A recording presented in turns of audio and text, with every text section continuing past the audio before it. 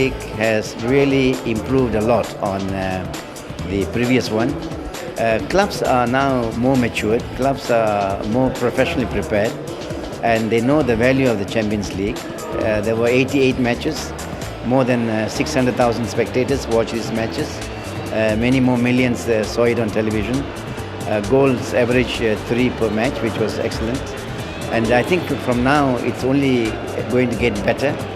As you know, we want to make the Champions League the flagship of Asian club football, and the champion of 2005 will have a good chance to join the elite clubs of the world with the FIFA Club Championship next year in Japan.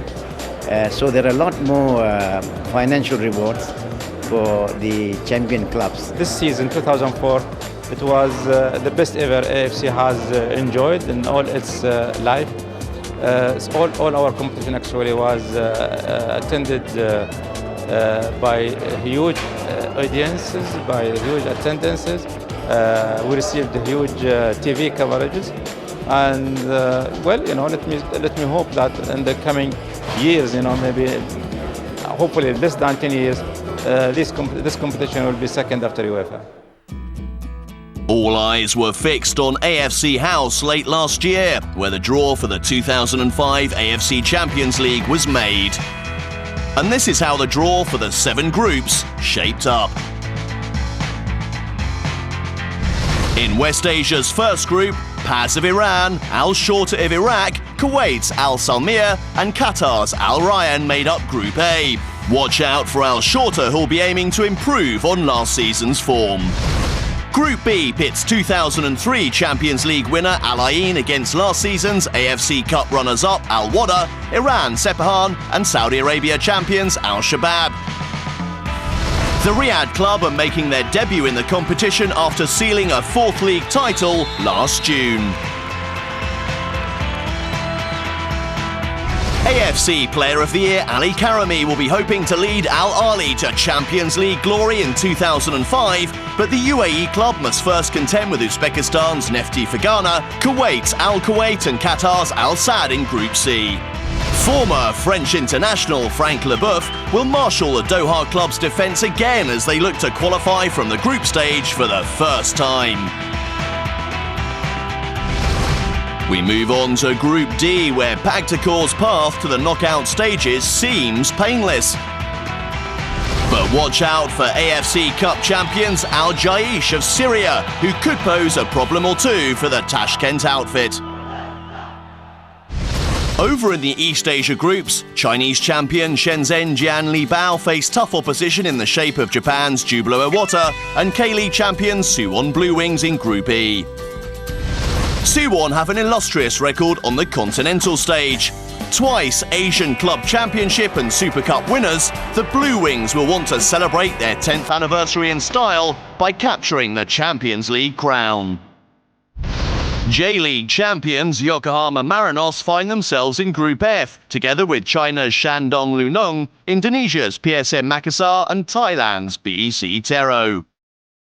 Yokohama failed to make it to the quarter-finals by the slimmest of margins last year.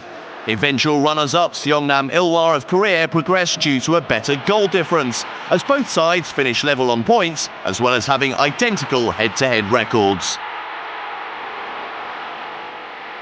The winner of the last 2 J-Leagues will be hoping for better fortune this time around.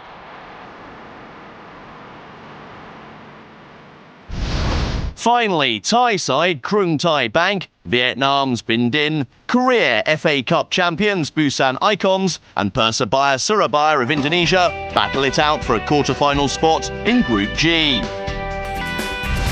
First round action takes place on the 8th of March with Al Zora entertaining Al Ahly in Group D in Syria. So stay tuned to Football Asia as we bring you all the highs and lows of the 2005 AFC Champions League. Still to come, the best match of the World Cup qualifiers from 1997 and 2001. All football, all Asia, Football Asia.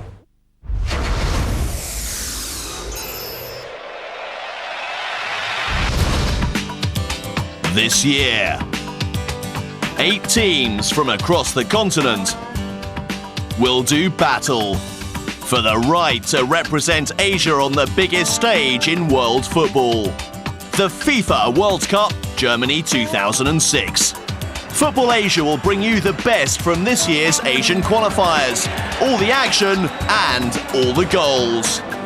But for now, it's time to look back and remember some of the best moments of qualifiers from years gone by. This was a contest between two sides whose hopes of reaching Korea-Japan 2002 were in need of a boost. With only one win between them in 6 qualifiers, Thailand and Saudi Arabia both knew defeat would probably end any World Cup hopes. This is a good run. What's he got in the middle? Here comes Sakazan. Keeper saves it. No, he doesn't. It's in from Thailand. Sakazan finally does it. He needed 2 stabs, but he's made it 1-0 to the Thais. A first ever goal in final qualifying for the diminutive forward. Thailand ahead on 28 minutes. Saudi Arabia were quick to fire back. And now the Thais must concentrate. But there's a great chance off the crossbar. It was Al Dossari. Now Sammy Al Jabbar's done the same thing. I don't believe it. This was a great jump. Al Dossari finding the crossbar, and in fact, you'll find Sammy Al Jabbar's chance was an easier one. The first half ended in smiles for Thailand, but that wasn't to last. Great diagonal run by Sammy Al Jabbar. It's the equaliser. It's gone in somehow. And judging by the look on Sammy's face, even he can't believe it. He made a great run. No one went with him. But I think the shot was going wide. Just watch this. It catches a divot, yep, and kicks into the net. Unbelievable. It was all one-way traffic now. Obeid Al Dossari's free kick on 57 minutes stung Ruangpa's fingers. But the breakthrough came on 64 minutes. Ruangpa's missed it, and it's finished off by Al Shehan. It's 2-1 to the Saudis. What a turnaround, but it all came from a fantastic strike from Saad Al Dossari.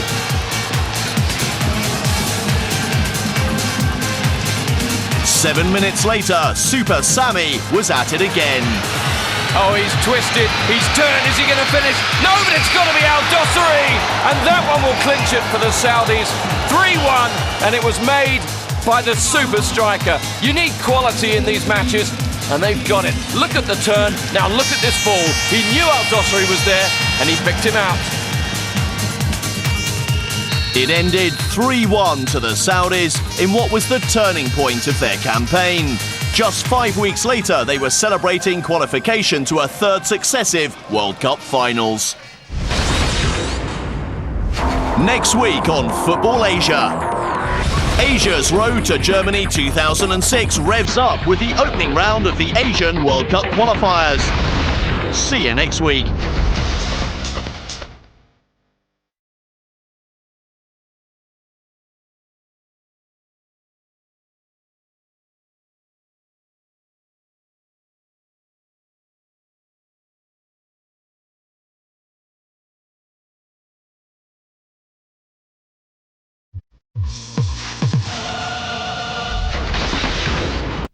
March, everything and more. Here we go. And the man, number 1. Look at this. One of the best in the world. Oh, hello. Who's going to get all excited? Would you believe the last 5 minutes on Sky Sports? Sky Sports in March. Sport for all. Attention please, ladies and gentlemen. Welcome on board. We trust you will enjoy your time with us. To be honest with you, I haven't got a clue what I'm singing. Just sit back. I'm still standing here waiting. Relax. I'm so mad, I'm past mad. It's all gone wrong. And remember, life is what happens along the way. I just want to go home. Simple as that. In the air and on the ocean, experience real travel drama at its very best. This is my life. It's all I've ever wanted to do. It's like I've got a ticket to heaven. Airline followed by cruise ship, weeknights from 7:30 on Sky Travel. To the airport, quickly. No problem. To the airport. to the airport. Airport. Are you sure? Don't worry, there is no sugar.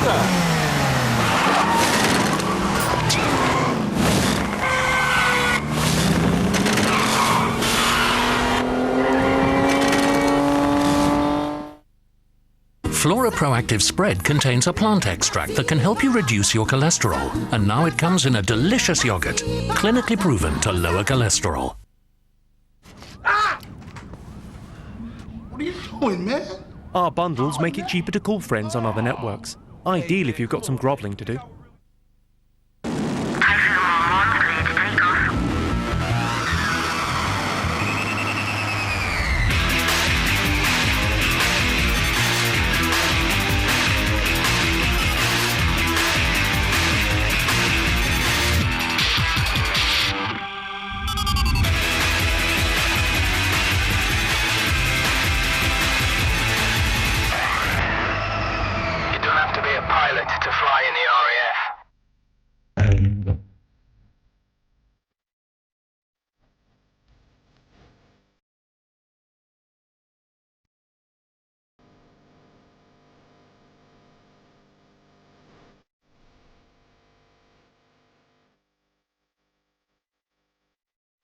Kaleidoscopes. You inspired us to make the new Smart for 4 in 30 different color combinations. Thanks. But if you go to the spot, thank you.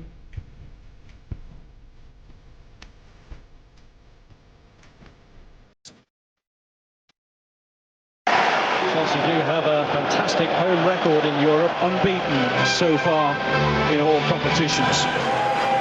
What a fantastic start from Manchester United. Just the skill. The skill is too good. The strongest possible lineup.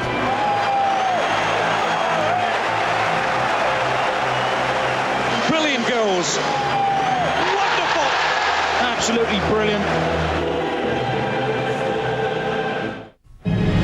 Live UEFA Champions League coming up tomorrow. 2 matches: Real Madrid, Juventus, PSV, Monaco. And on Wednesday there's 4 matches including Barcelona, Chelsea and Manchester United, AC Milan. That's on Sky Sports 2 and Sky Sports Extra.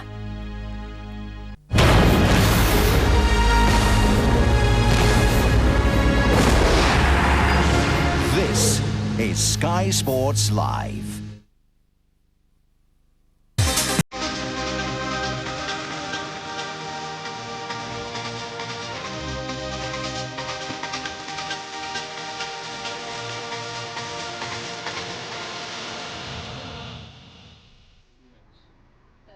They've brought to Crawley, the nearby Gatwick Airport. Under manager Francis Vines, the football club has scaled heights never dreamt of in its 109-year history.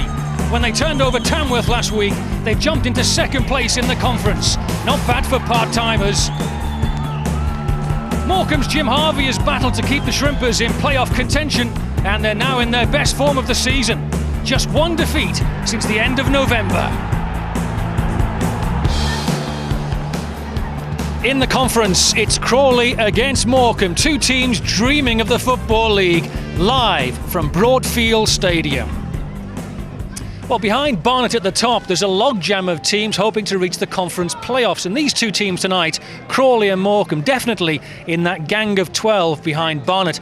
With us as usual is Ian Snowden to watch the game. And Ian, unless Barnet implode, and they've lost their last 2, it's still anybody's for those playoff places, isn't it? It is. I find it difficult that Barnet will explode. I think they've just gone a little bit too far for the rest of them, but as we see, it's ever so close between several clubs up there, and these 2 are definitely in there fighting for a playoff place. It's a great race. The talking point off the field in the conference this week has been the arrest of the Crawley manager Francis Vines for foul and abusive language in this match against Woking. Crawley there in blue. There was a bad tackle from the Crawley player here, Sasha Oppenel, which got him sent off, and they also had another player sent off, Sean Hankin, for getting involved.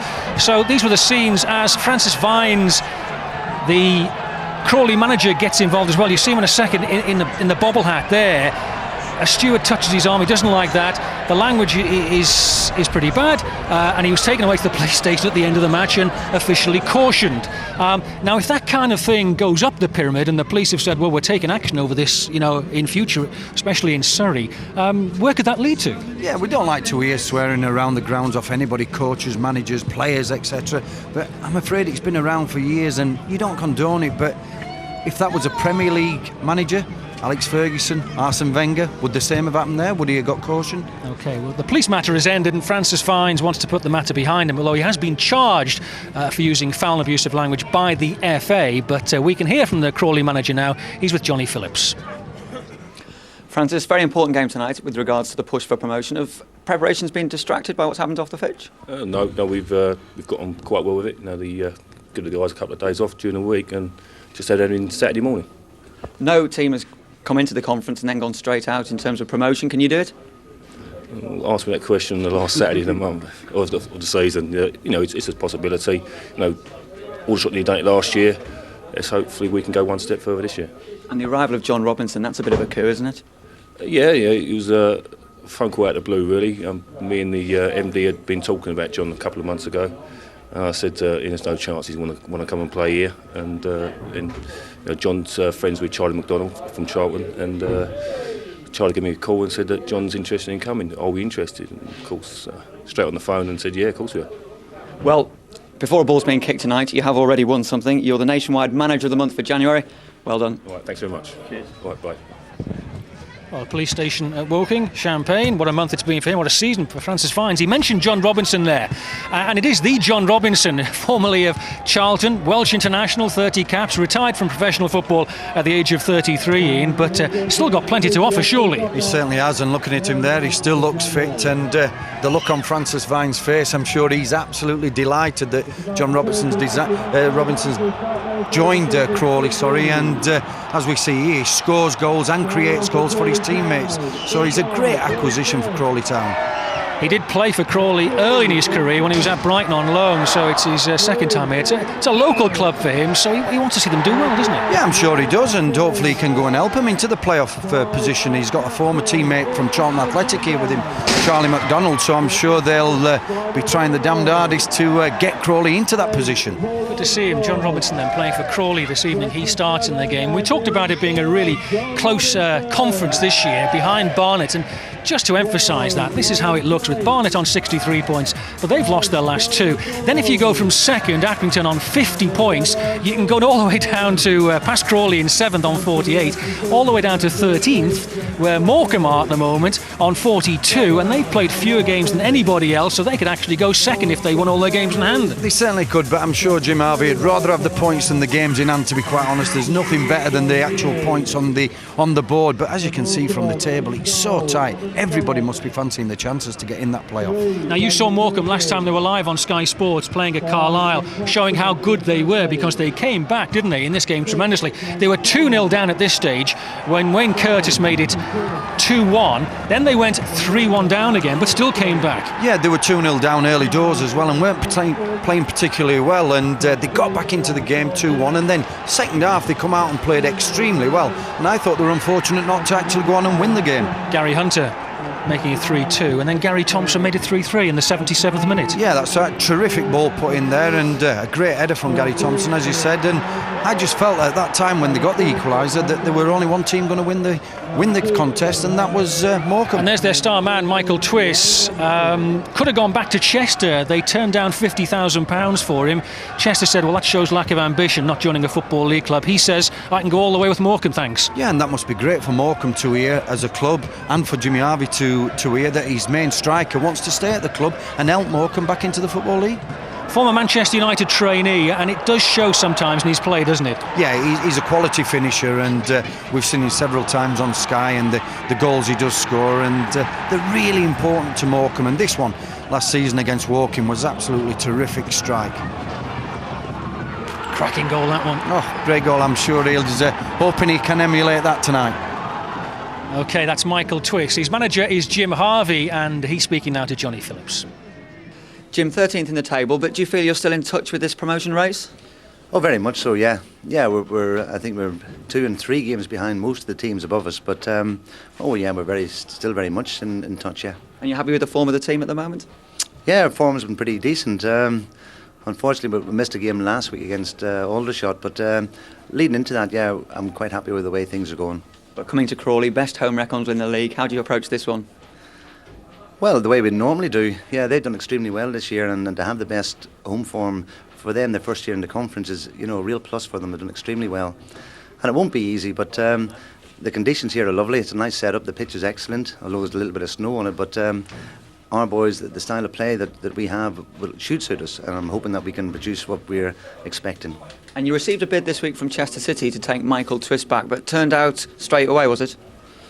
Yeah, that came maybe 10 days, 2 weeks ago now. But yes, we weren't really interested in it, and Michael wasn't either. So we were delighted that he's going to stay and play for us. So that's the end of it as far as we're concerned.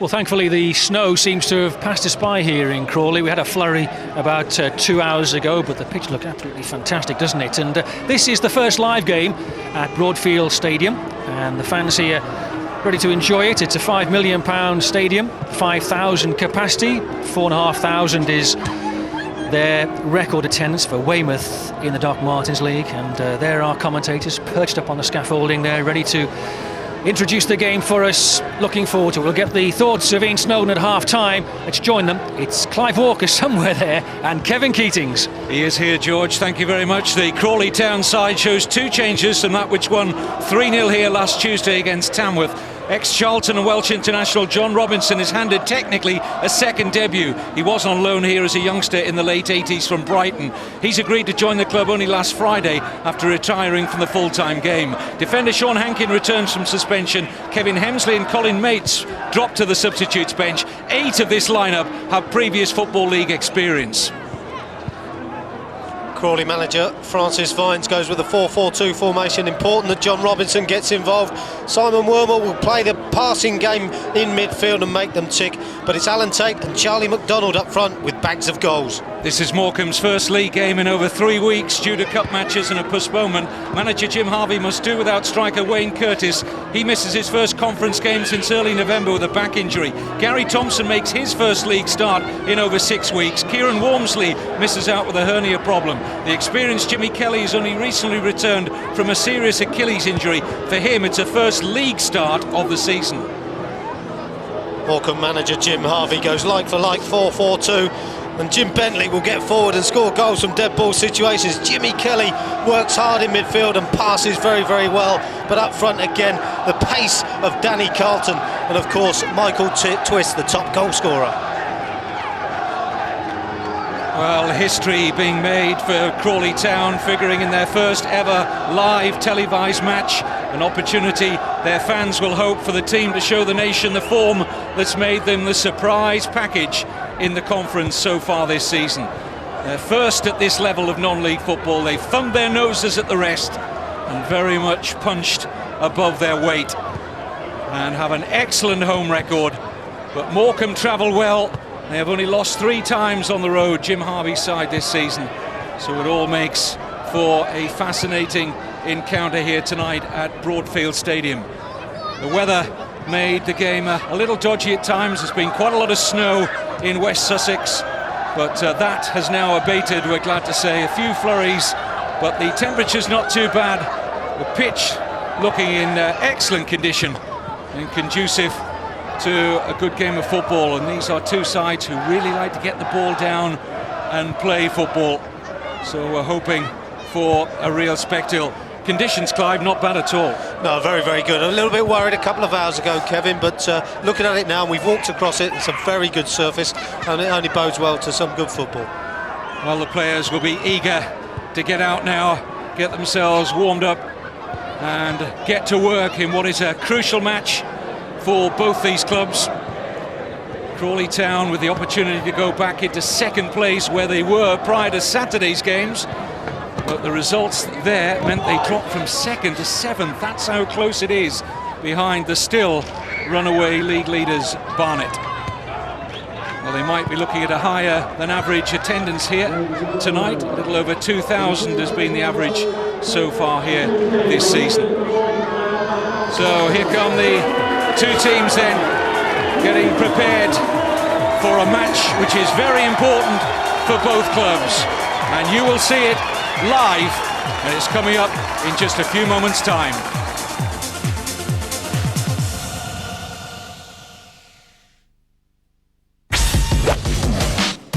Golf's best, head-to-head, hole for hole. The pressure's on.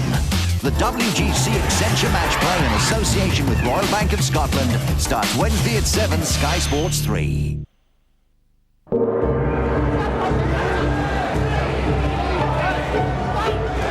Many Chinese believe the number 8 brings prosperity.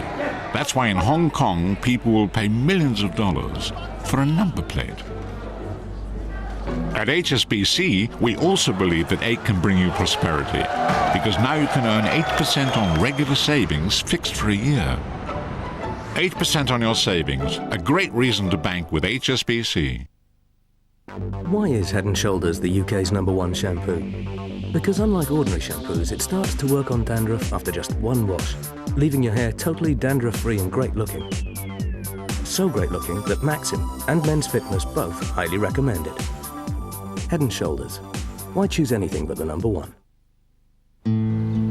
Hi. Hi, it's me. It's Jack Nicklaus. How do you like the course we did? You want to play a few holes? Maybe tomorrow, Jack? Hey, it's me again. How about a few holes after lunch? Maybe tomorrow, Jack. On a Polaris World golf resort, you get so much more than just a luxury property. Maybe tomorrow, Jack. The only problem is fitting it all in. Polaris World. Live the dream. Norwich Union Direct. Yeah, it's a hatchback, and I want you to quote me happy. Go on, make me happy. Take this up to our Michael, would you? All right, love. Yes! Yes! I love you! Oh. £200 cheaper. That's brilliant, thank you. You all right, Mum? Just like his granddad. You could save up to £200 on your car insurance. So call 0800 828 829 or buy online and let us quote you happy.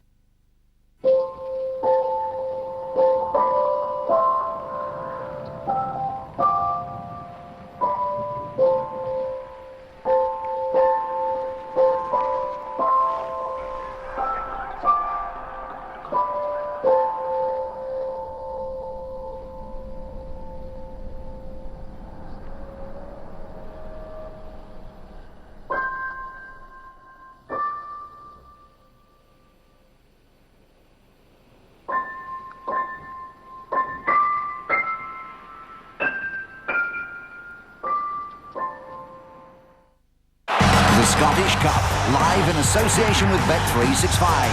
Aberdeen face Dundee United for a place in the semi-finals. The Tennant Scottish Cup 5th round, Sunday noon, Sky Sports 1.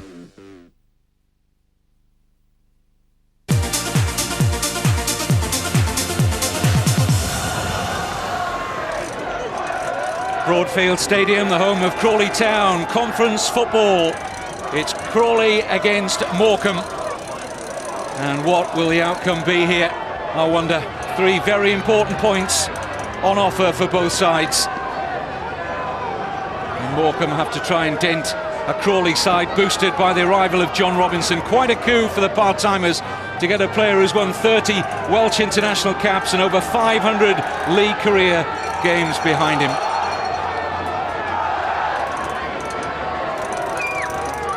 So it will be Crawley Town in the all-red strip who will get this match underway.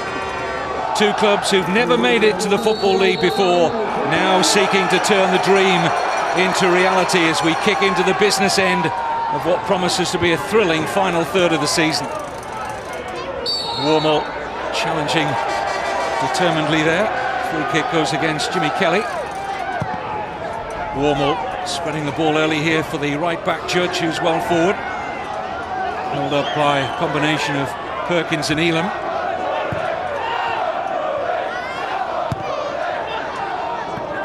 It's Gary Hunter's struggling to get a foot in there.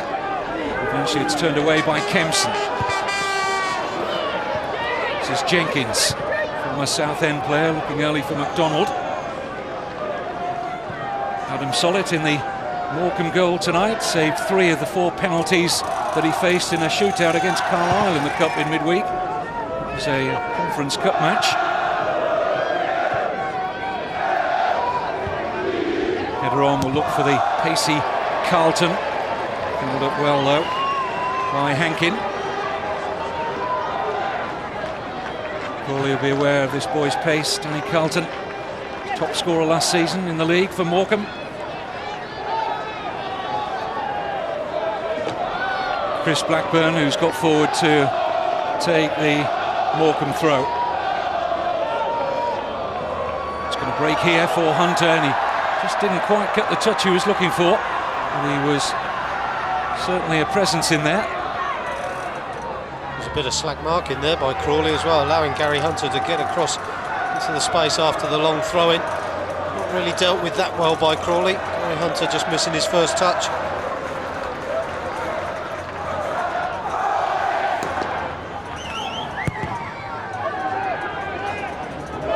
Robinson challenging for this. Turned forward by Hunter. Here's Elam. Hasty with a pass. Judge. Perkins with some defending to do here.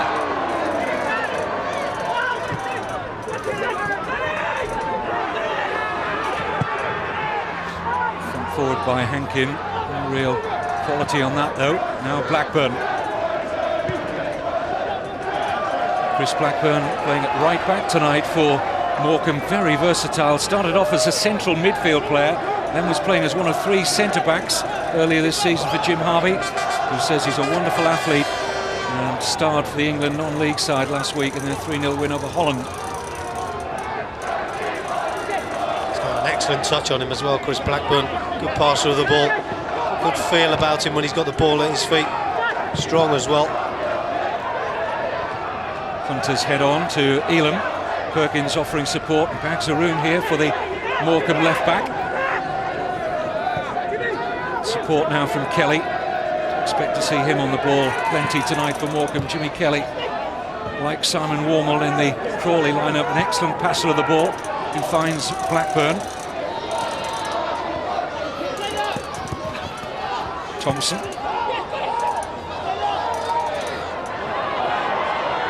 Twist giving the ball away needlessly there. This is McDonald. Closely policed, and Charlie McDonald, like a new man, John Robinson. Had a spell at Charlton Athletic, played a few games in the Premiership. Good early ball forward as well by John Robinson, just to leave it into the pace of Charlie McDonald, just lying into his feet, sign of a good pass. Perkins is going to be unhappy. He was expecting to get the throw his way.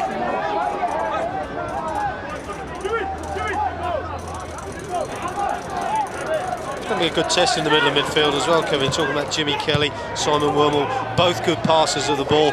Both do like to get stuck in as well. And I think it's a question of either player, really. If he takes control of that midfield area, it'll be important for the forwards of either team to get some decent service in. But those 2 players, very, very important. Here's Tate. Runs into a firm challenge from Bentley. Here's Wormel. Now Elam. He had his back turned when Perkins played the pass.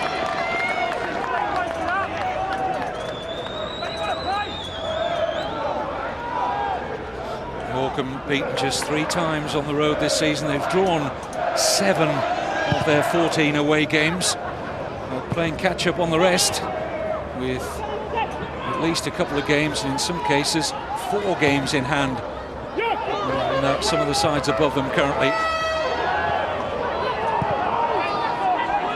Elam. Kelly.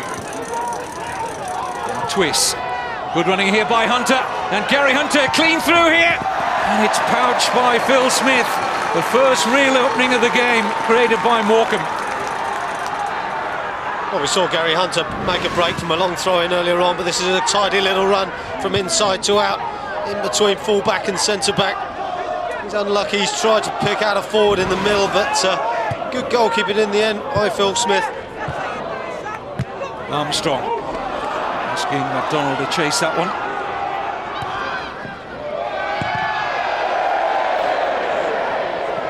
We'll miscue that from Solid. Robinson helps it back in towards McDonald. Tidied up for Morecambe by Kelly. There's Dave Perkins, just signed a new deal with Morecambe. This is Hankin.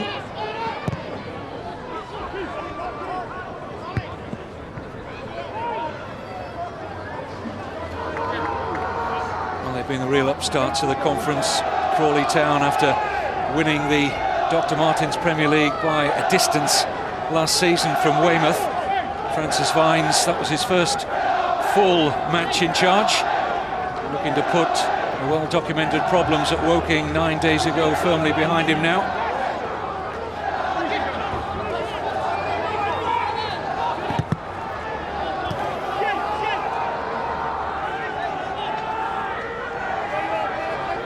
And Jim Harvey in his 11th season now with Morecambe.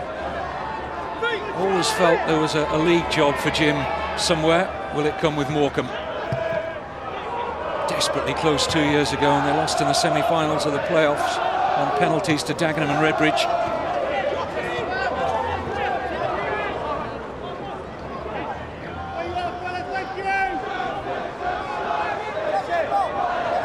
Blackburn just ushering Thompson a little closer to him. Twiss is there as well.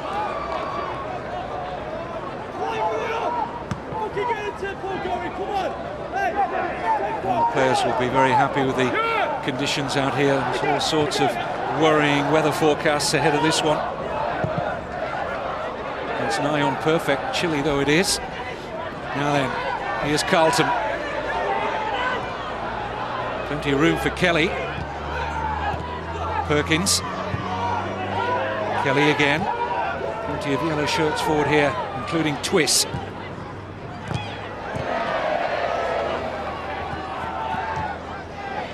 This is Hunter. Kelly sweeping it wide to Blackburn and just took his eye off it. Interesting to see Morecambe with so many players forward there, Kevin. Michael Twiss was probably the deepest line midfield player in the end. All the other midfield players have pushed on beyond the forwards, looking to find some space in the penalty area. Michael Twiss, if he'd have lost possession of the ball where he was, it was a direct route straight to the heart of the Morecambe defence. And I think Jim Harvey will be a bit concerned when players go forward willy-nilly like that and really take no regard for holding themselves within that midfield area.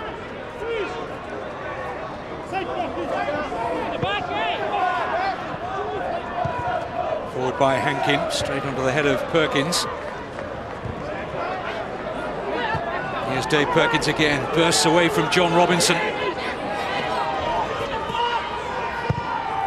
It's a good cross from Perkins. It'll fall now for Hunter.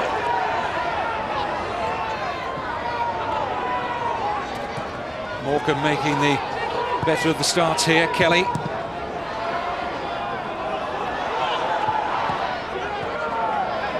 Nobody likely to get on the end of the pass from Chris Blackburn.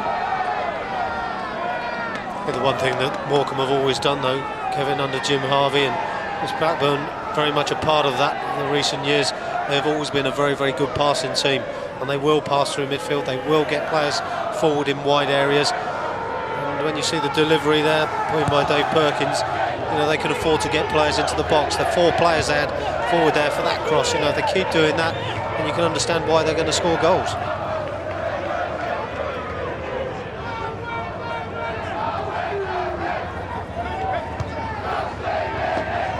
Here's Twiss. Watkins in with a firm tackle. I was down here recently to see Crawley, and Watkins played centre-back that day against Canvey's on loan from Fulham, only 19. Due to be his last game tonight from that loan spell.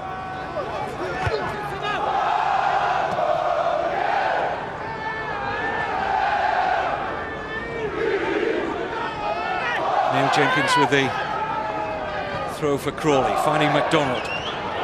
Strong Charlie McDonald holding off Bentley, and that's no easy task. And what a shot away, and Solid was scrambling in the end. It took a deflection, and there'll be a corner to Crawley.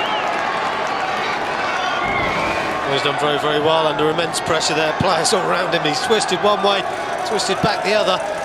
Almost trying to force the ball into this bottom corner. Did have a pass wide from Ben Judge. Decided to go for the shot, and luckily just deflected wide for a corner. First corner of the game goes to Crawley Town. Wormel and Jenkins with the thought that they might want to work it short, but I think Wormel is going to deliver this. And normally very good as well, dead balls. And it is a good one, and Hankin was very close there to getting a free header. Here's Robinson, and claiming another corner. Sean Hankin there really attacked it and was, well, his face tells the story. He wasn't too far away, was he? Well, it was a good delivery by Simon Wormel. Look at the pace on that ball. Unfortunately for Hankin, it just beat him, but it's a good run. It's a great delivery into that near post area. Well, evidence of the quality and precision that Simon Wormel brings to the Crawley cause tonight as they look to go back into second place, remember, in the conference.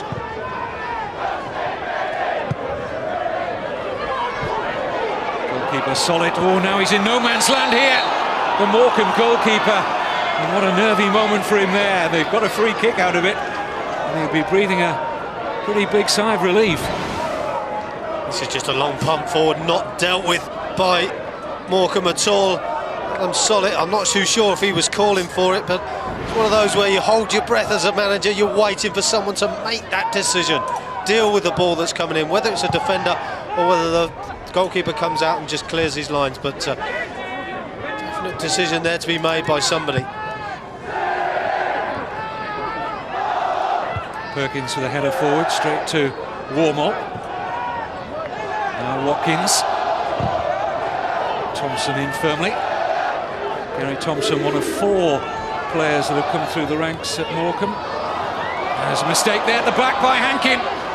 Quickly onto it was Danny Carlton, and Phil Smith forced to make a very smart save. Still alive here for Morecambe. Lee Elam twisting one way then the other. More work for Smith, but this time a little more comfortable. But Sean Hankin got himself in a real mess. Danny Carlton almost punished Crawley Town.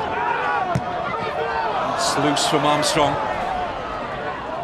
Got a chance for Danny Carlton. Phil Smith equal to it. Well, it was a poor mistake, wasn't it? Danny Carlton very, very sharp onto the ball. He's got nothing on. He's got to take the strike at the near post. And what a tremendous strike this is. Bang on target. Good save by Smith.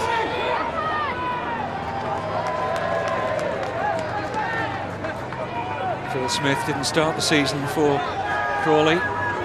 Adam Little was the first choice. He's gone out on loan to Basingstoke this month.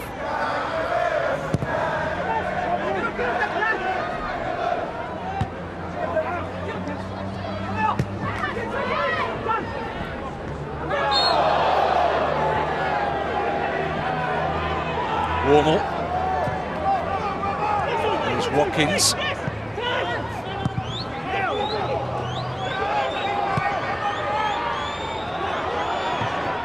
Donald just getting a foot in ahead of Elam. This is Ben Judge.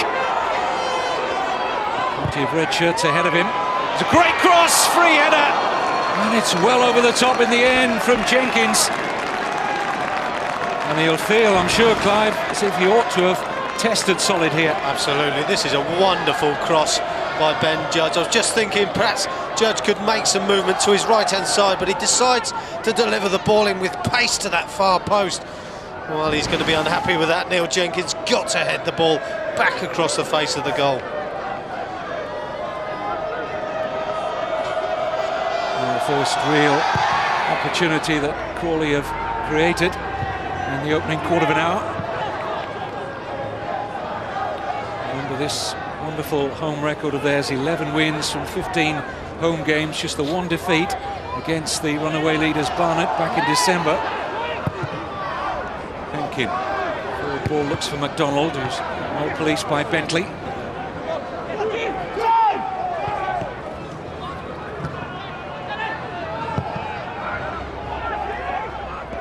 Perkins.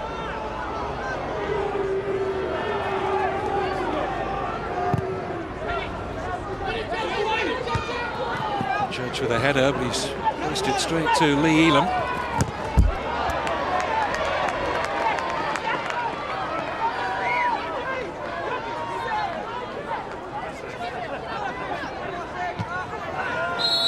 Heavy challenge by Simpemba, the Crawley Town captain, on twists. Gives Morecambe the benefit of the free kick. Opportunity to get Jim Bentley forward, their captain, who has scored 5 goals this season and is a real threat, number 5 there, from set pieces. It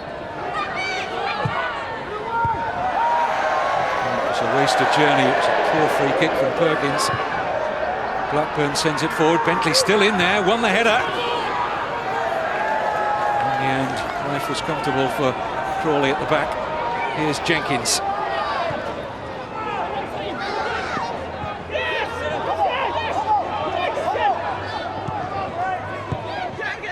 Watkins.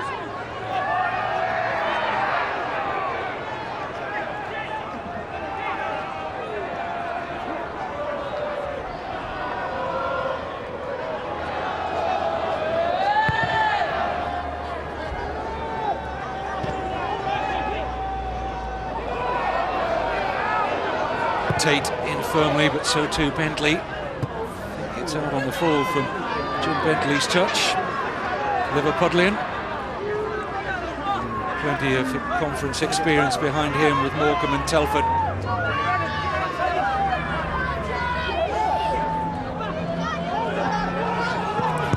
Kempson's going to have to deal with this. So too Solid. Now Bentley.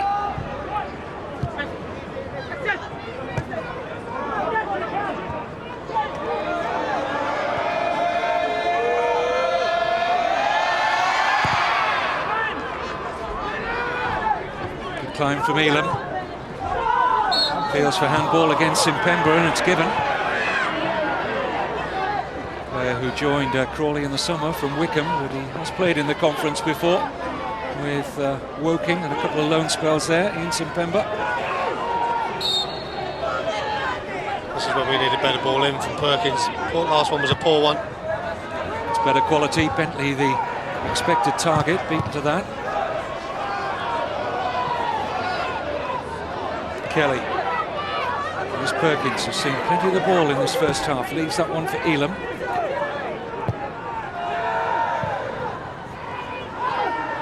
Warmall. Saw that pass on for Jenkins very quickly there. Simon Warmall. A little bit of room now for Crawley as Jenkins looks for McDonald, who had his back turned and didn't see the pass, which actually had a bit of quality on it from Neil Jenkins, but saw it late. But it has gone out for a corner. This is a good little ball as well, inside the fullback. Just happened to be looking the wrong way there. Neil Jenkins didn't see the ball coming in. Had it done. It's a great delivery through. And this time Warmall and Jenkins do work the short corner. Warmall's cross. Solid opting to punch. Robinson.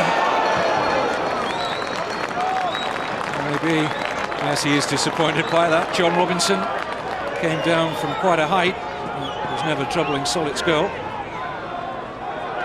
A little bit of person you probably feel you want it to drop to would be John Robinson. Clive, you were a teammate of his at Brighton for about 3 seasons. John Robinson. Yes, I was. Francis Vines, well, he was really surprised to get him, wasn't he, frankly? Yeah, he was, talking to him before the game. Very, very pleased to have him on board. And I played with John at Brighton and when he was a young lad for 2 or 3 years, and he was a very good prospect then.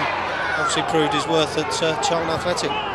Surprising actually to see that he'd almost drifted out of the game, Kevin, as well, at the age of 33, and we're looking at him now, still very fit, still the player that we saw at Charlton a few years ago. Well, he's been training in the United States with the New York Metro Stars, who wanted to sign him, but he turned down their overtures. Well, that's strange, he's got a nice tan from it, hasn't he? Certainly has. Comes to snowy Crawley.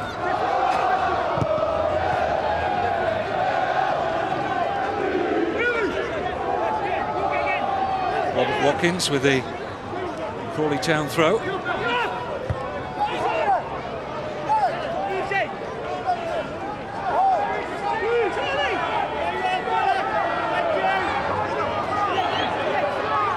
Blackburn goes all the way back here with Adam Solit.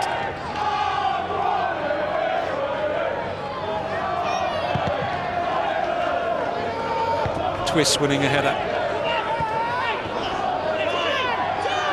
This is Jenkins. McDonald. Wormel. What a pass that is to Tate. Simon Wormel in support again here. Early cross, headed out by Kempson. And now Lee Elam with plenty of room in which to manoeuvre. Here's Twiss. Perkins on the overlap. Turned away for a corner by Ben Judge. Good counter-attack from Morecambe. That's good hold-up play as well by Michael Twiss. Just breaking across the line. Allowing Dave Perkins to make up the ground to get involved. Just takes the ball away from Ian Simpemba. Just allows Perkins to roll around the back. Not a bad cross. Deflected away. Bentley is forward again, so too Chris Blackburn, adding his not inconsiderable height in that Crawley Town penalty area. Bentley attacking it, but Simpemba very brave and firm with the header away. This is Perkins. Twiss unable to direct the header. Turned down that move to his club he left last summer, Chester City. Allowed him to go on a free and offered £50,000 to take him back, but Morecambe said no. Jim Harvey desperately keen and happy that the player was keen to stay at Christie Park.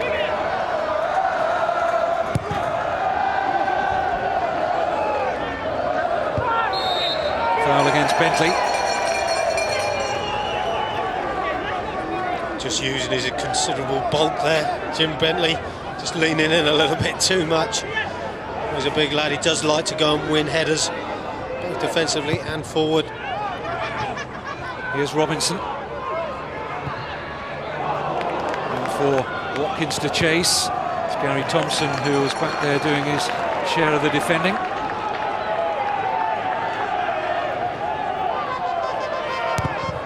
Watkins has forced the corner. They've done well to work themselves a corner there, Crawley. Great ball from John Robinson, almost put in Jenkins, but they've got themselves into a situation where we've seen a couple of corners come in. Kevin, decent one the first one, second one really flapped out a little bit by Solit. Wormel's corner. Firmly out by Kempson. It'll be another corner kick.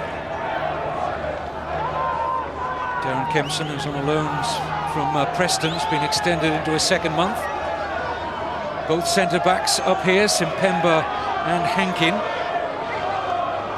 As we've seen already, Wormel really likes to put these in with pace. This time it's a more chipped effort. And Solit has earned a free kick. Well, I was just wondering before Wormel took the corner this time whether he might change it. And he did, he just flighted this one into the near post area. And again, you don't feel that Solit has really been that commanding at the back. Not too sure whether he was trying to punch or catch there under pressure. The foul was given, but he's not looked that comfortable from the corners that have come in. This is only the second ever meeting of these two clubs. Crawley won at Christie Park back in November by 2-1. And what a first season they're having at this level of non-league football, the home side. Can they maintain it?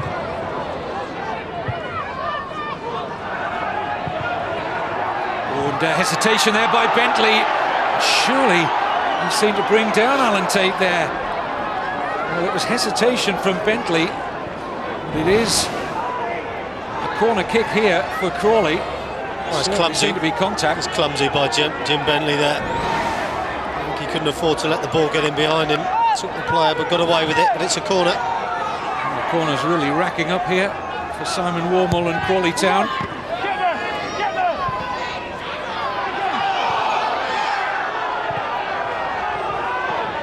Forward by Armstrong.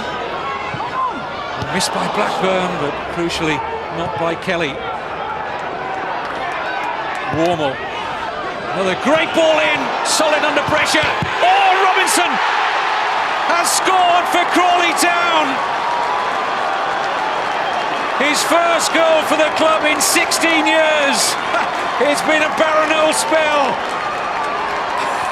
John Robinson, on his second debut, has thumped that in off the underside of the crossbar, and Crawley Town lead. Well, again, Simon Warmel doing very, very well. What a great ball in again it is. And again, Adam Solid doesn't deal with it, tries to catch and drops the loose ball. And there's John Robinson and hand to bury it in the roof of the net. Adam Solid really, you feel, should be punching in that situation. He's tried to catch it and he spilled it. And there's John Robinson. Doesn't get many with his left foot though. He'll be pleased with that. 1989, his last goal for Crawley Town. That was during a loan spell as a youngster when he was with Brighton. Well worth the wait, I'm sure he'll tell you. Here's Hunter.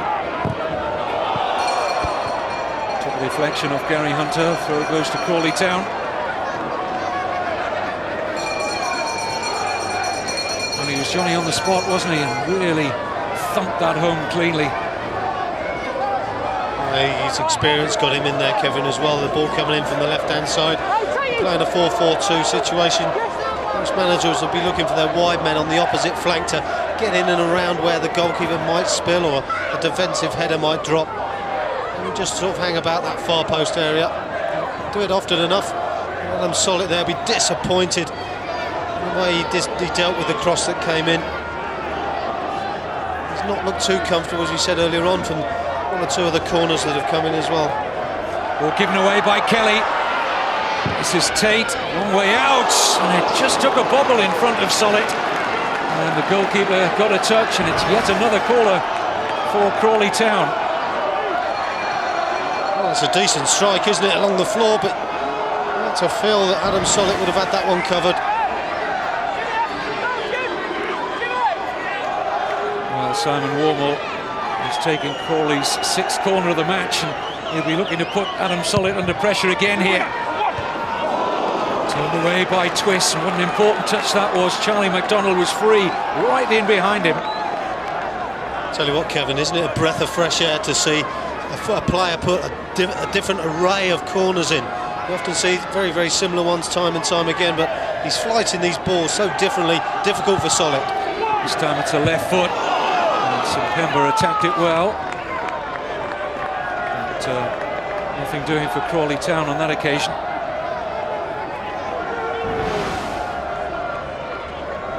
Well, this is another decent ball in as well. And St Pember there challenging with Bentley. They seemed to get there first, not too sure if it came off Bentley. Goal kick was given.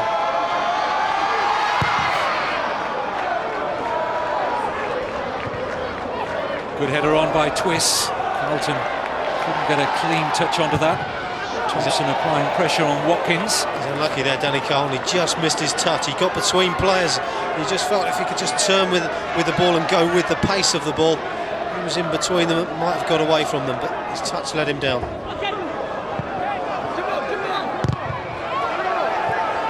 Kempson.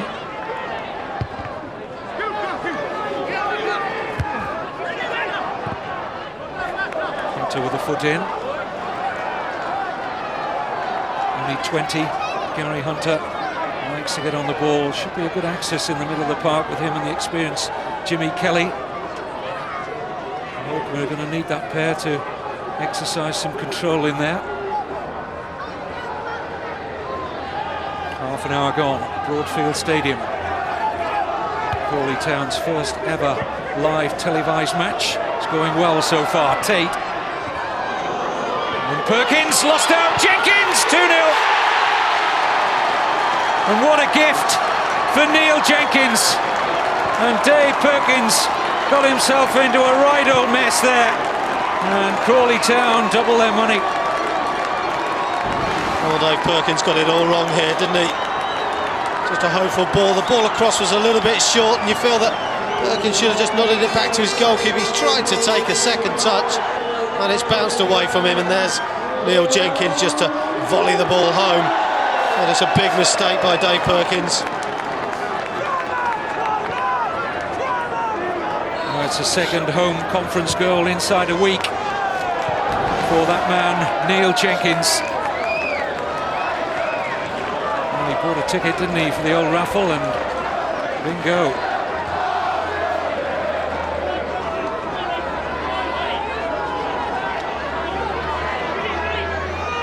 Well, they were a couple of goals down at Morecambe last time we featured, at Carlisle rather, last time we featured Morecambe live on Sky Sports, so don't discount them just yet. They're a side that are full of goals.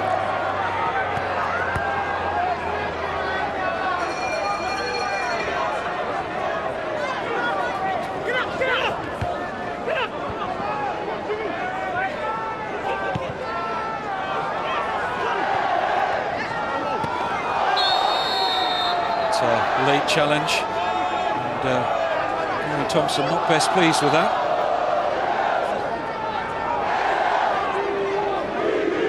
Referee David Phillips was just stepping in smartly there in case there was any altercation. But free kick here for Chris Blackburn. Bentley has made his way forward with Gary Thompson now. Turned away by Simon Wormel.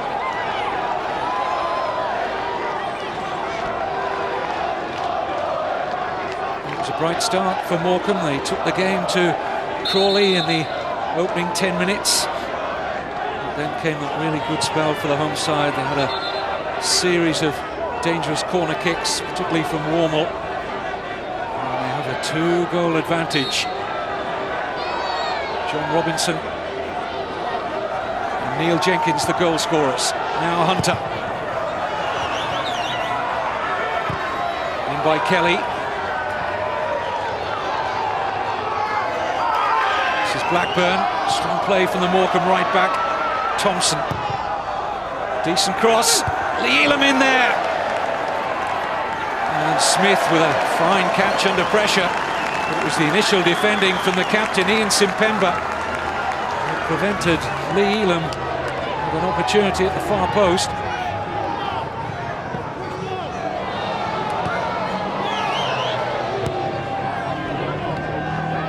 Tate. And McDonald making a good run here. Finding Robinson. Had to wait for the support. Took a bang in the face there, John Robinson, but play continuing. I think it was accidental though, Kevin. I don't think it was on purpose, but he's still down, John Robinson. And I think Crawley will be looking to get this ball out. Sean Hankin duly obliges. And it looks like he's got something in the eye by the look on his face there. Just tries a little drag back. See the hand come up. A bit of a late reaction maybe, because he lost control of the ball. Just flicked him in the eye. Well, let's look ahead to some live football this week, and what football we've got. Champions League is back. Sky Sports 2, 7 o'clock. Real Madrid against Juventus. PSV Eindhoven against Monaco, also Tuesday. Wednesday, Barcelona-Chelsea. We start at 6, Sky Sports 2. And Manchester United, Milan, Sky Sports Extra. 2 more games on our extra active service as well on Wednesday.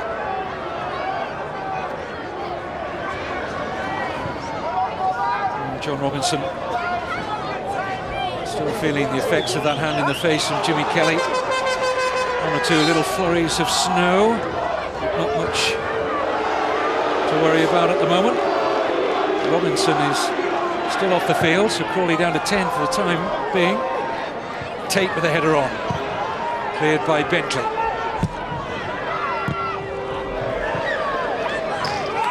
John Robinson back with us again.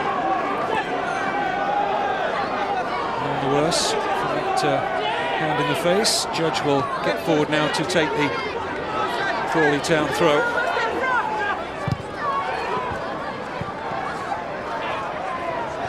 Held it well by Tate, but too many yellow shirts for him. This is Kelly. Now Blackburn. Hunter. Good pressing by Jenkins. And Francis Vines will be absolutely delighted with Neil Jenkins and the pressure brought to bear on the Morecambe possession there. He's doing a wonderful job with Crawley Town as they look to become the first side ever to win immediate promotion to the Football League out of the conference. Aldershot Town nearly did it last season. Terry Brown's side lost in the promotion final on penalties to Shrewsbury Town. Oh, the snow getting somewhat heavier now.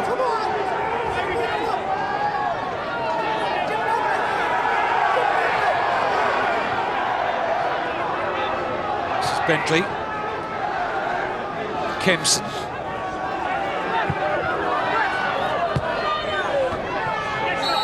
Foul by Judge.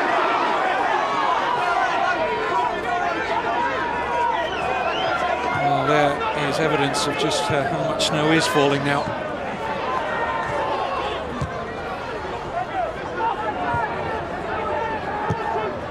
Kempson. There's a late foot in there by Armstrong. This is Elam. Hunter's made a good run forward. Elam tried to feed that run. Big gap there as well. Michael Twisser pulled Simpemba out. Big gap was there for him to run into.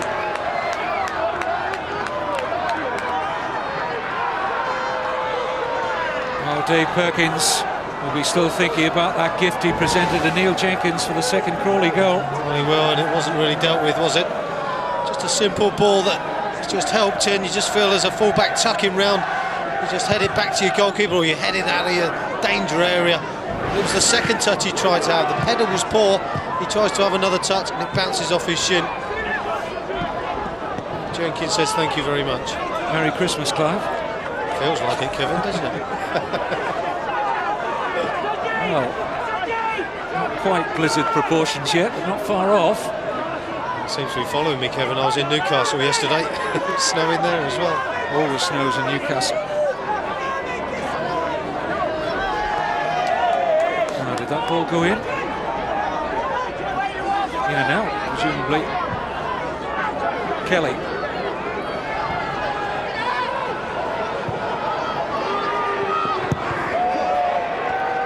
Blackburn. That's a push by Hankin. Well, I think we're going to need it before long, aren't we? It's the fourth official, Andrew Sainsbury, who was in charge of the orange ball, and well, I'm surprised we haven't got it at the moment as Thompson goes to ground. Free kick is being given.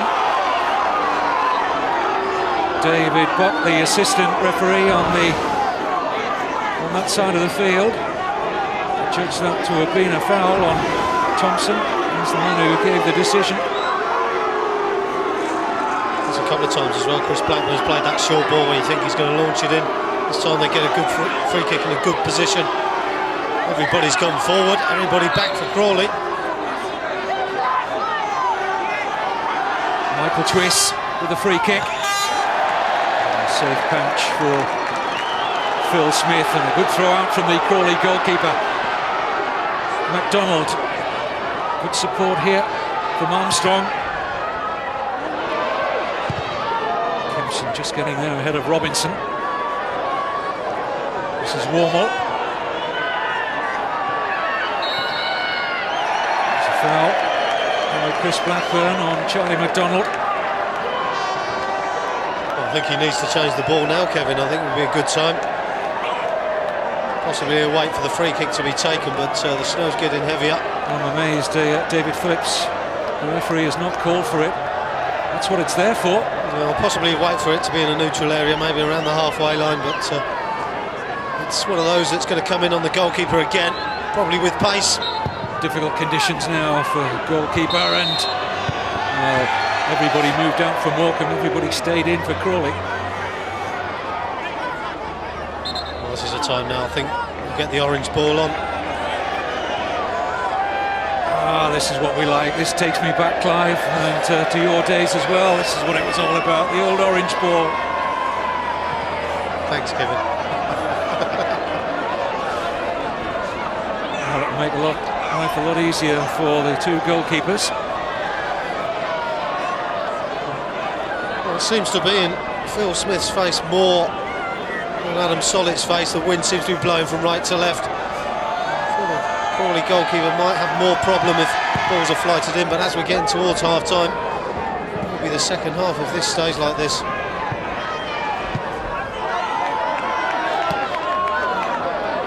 Win tonight for Crawley would be their 4th in the last 5 league games. Just the right time of the season to be putting a decent run of results together. Perkins. Kempson.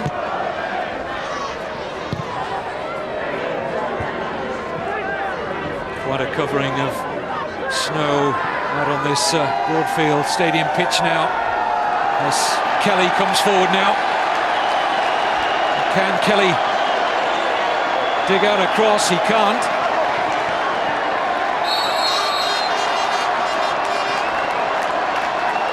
Well, we have an intruder onto the pitch.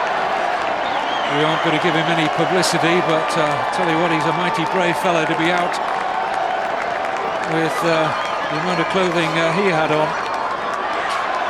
Have to question his sanity somewhat, Clive, and it's brought a smile to the face of Dave Phillips, the referee. Well, you can't help but smile, I suppose, under these conditions, and I suppose strange decision for him, really, in this sort of weather. It must be, well, it is freezing out here.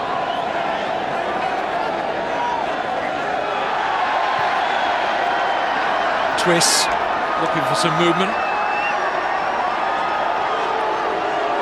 I'm afraid our intruder is still not being caught and halting up proceedings at the moment. Amazing, isn't it? Three stewards had him and he managed to get away from them. It's crazy. Just what on earth possesses people to do such things, I don't know.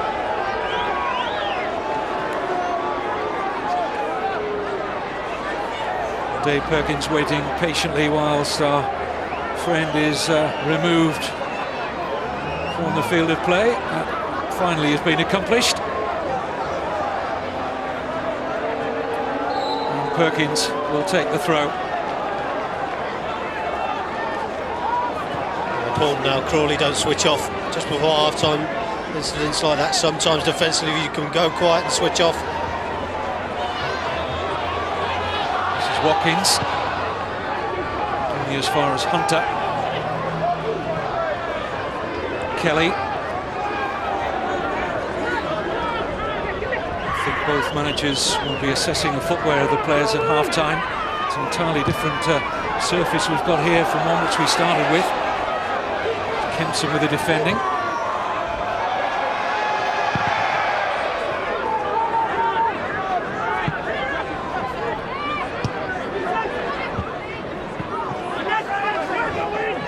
Judge.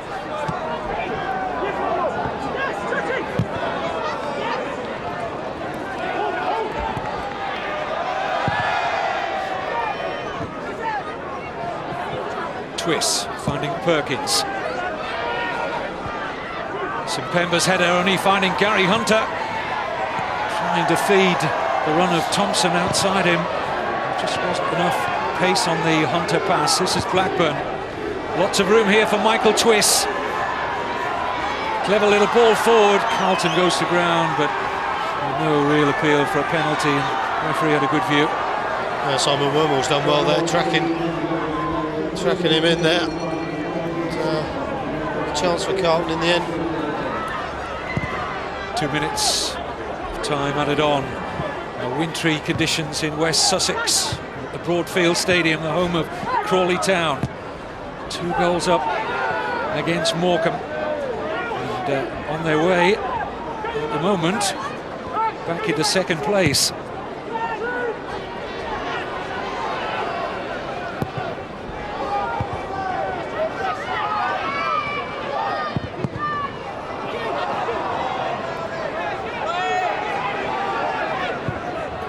Jim Harvey will be a little bit disappointed, obviously, with the scoreline, Kevin, but they're just coming back into it again, Morecambe now. Just getting their heads down, passing the ball about like they did in the early part of the game.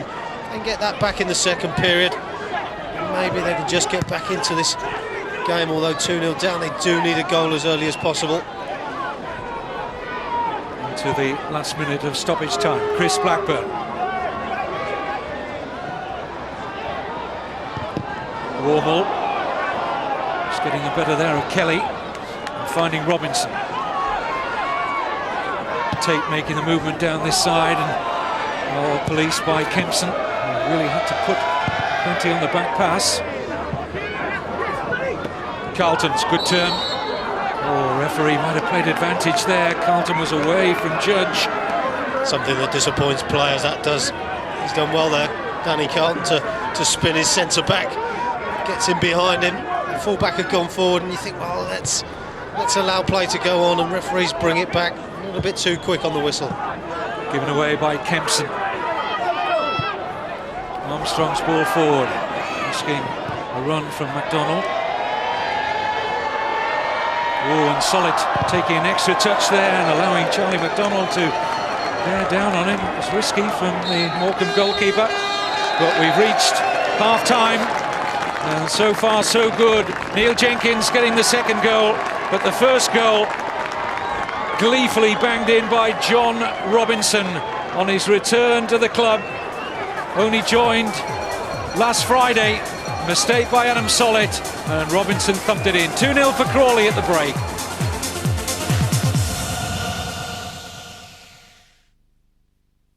The knockout stage of the Champions League kicks off with Real Madrid v Juventus, one of 2 live matches tomorrow from 7. Oh, that's a screamer! Then, Wednesday, exclusively live from 6, Mourinho's Chelsea. Oh, what a save! Travel to Barcelona. Brazilian magic!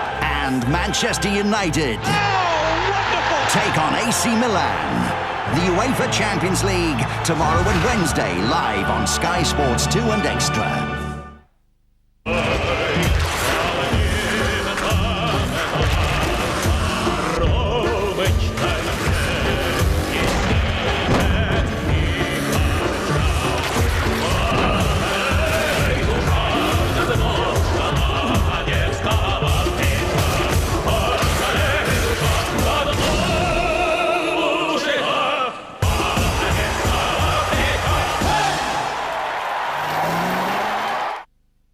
Why not call First Direct to see if you could save by giving your mortgage a good shake-up? Call now on 0800 24 24 24.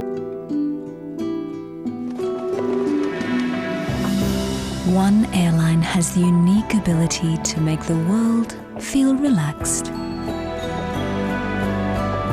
With an unequaled safety record. One of the longest beds in business class. And a friendly Australian smile that says, relax, you're flying Qantas.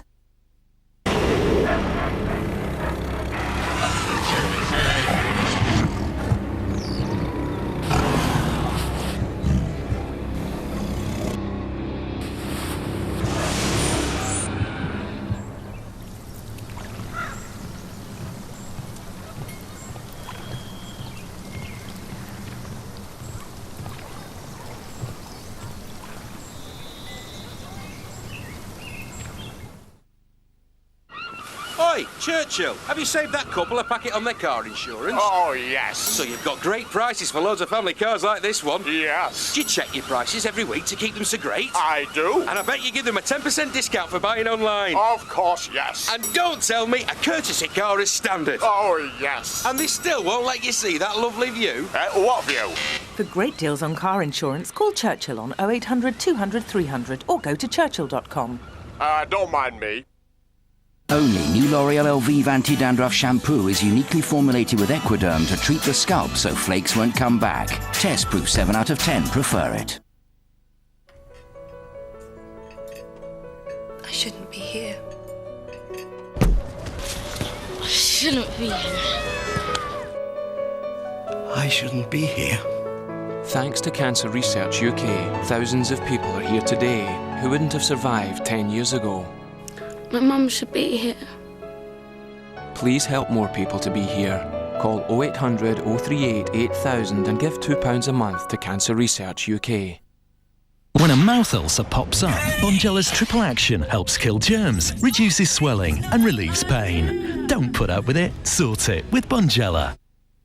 While you're watching telly, I'm doing my impersonation of you, sampling the delights of Vegas. If someone stole your identity, it could be a year before you found out. By then, they could have plundered your savings and travelled the world in your name. Capital One is the first to offer free identity theft assistance to victims. Extravagant, aren't you? It comes with the Capital One no-hassle Platinum card. What's in your wallet?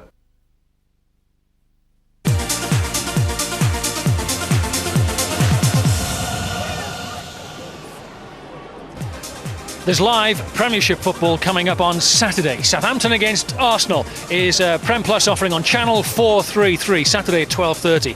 For more information, 08705 160 160.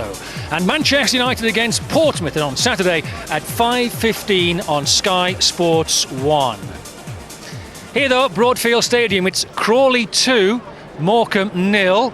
The snow has gone away again, left a covering on the pitch. Ian Snowden is with me. The ball was just starting to run badly at the end there, wasn't it? But if this stays away, we're okay, aren't we? Yeah, that's right. I think it followed me down from Yorkshire, George, this evening. And, you know, Crawley, good value for their 2-0 lead, although Morecambe started the game very well, didn't they? Yeah, they did.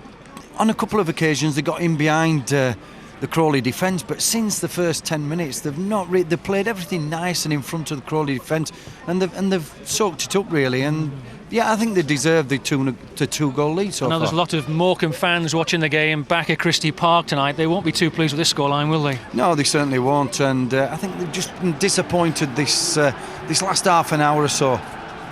This is the first goal then. John Robinson, what a story this is. Him signing just a few days ago. Yeah, it is. I think the keeper should have done a lot better. I thought it was a foul when we first saw it. But do you think so now? No, not at all. I think he's put some terrific balls in as Simon Wormel. And Clive said Adam should have punched that, and he should. He's under pressure there a little bit. No foul whatsoever. He's still got a job to do. Left foot.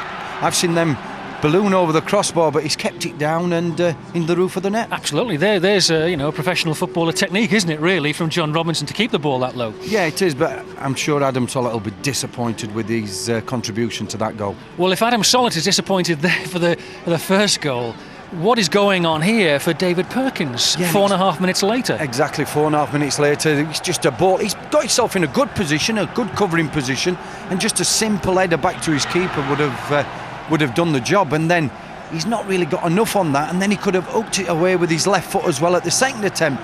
He's gone to control it, bring it down, and as you see, Neil Jenkins, no mistake to make it 2-0. Great scoreline that for Crawley. If it stays this way, if they win the game, Crawley, they're back into second position in the conference. It's a really big night for Crawley, for both teams, but Crawley back in second, that's an amazing story, and John Robinson helping them on their way there. I did say the snow had stopped. It's back again, isn't it?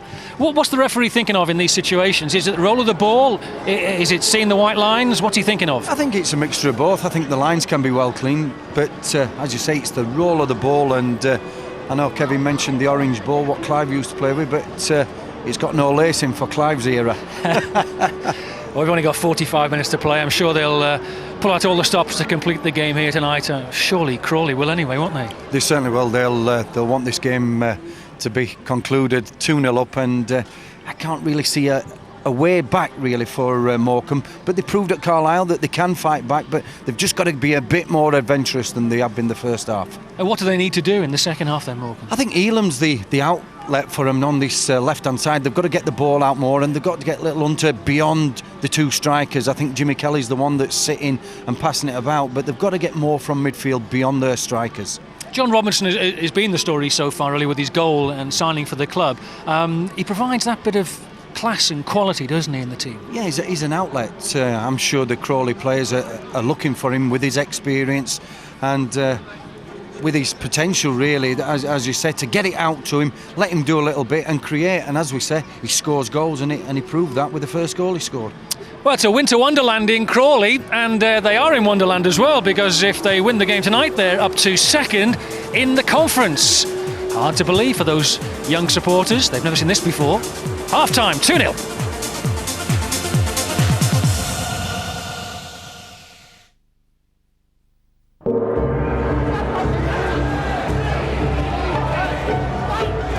Many Chinese believe the number 8 brings prosperity.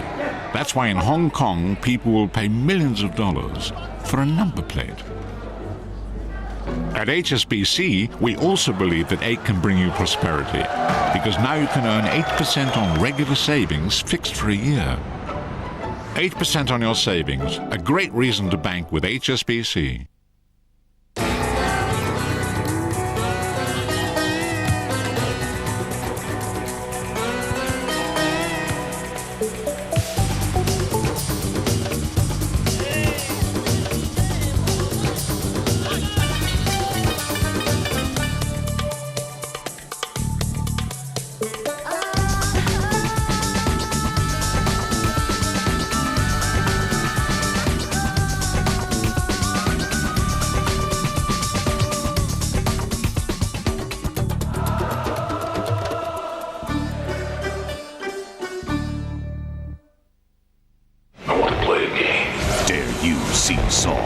Available to buy on DVD, packed with extras. Saw on DVD now.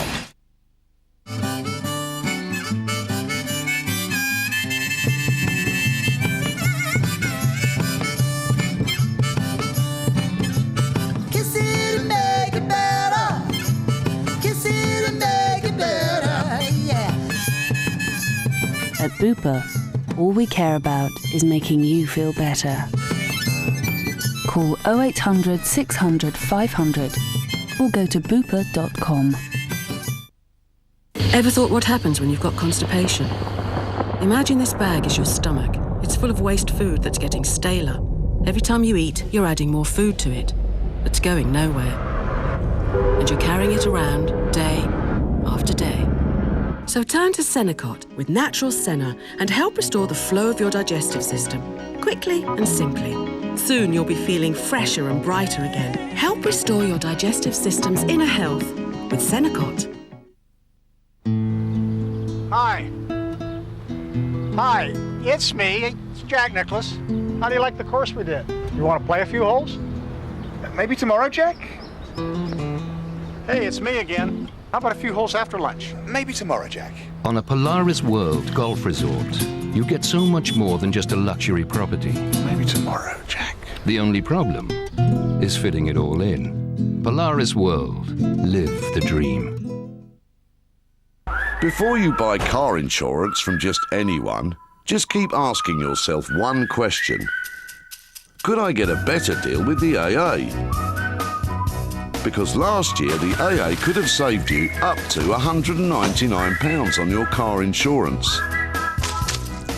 Call now for a quote and you could win £25,000 cash.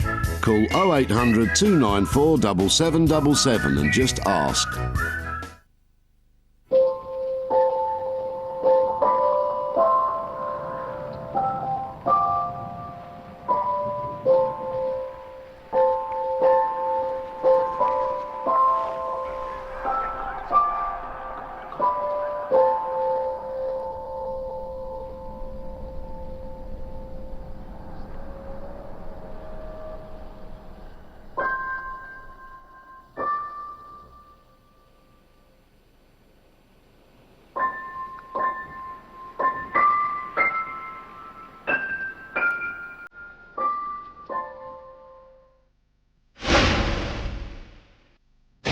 Thursdays on Sky One. Ooh, show and tell. We're pulling no punches and we're taking no That's a promise. So if you're feeling lucky... Well, let the games begin. Let us make your day. Tally-ho. Did he just say tally-ho? Yeah, he said tally-ho. Yes, he did. Brand new Las Vegas. Cold Case. And Rescue Me. Thursday nights from 8. Sky One.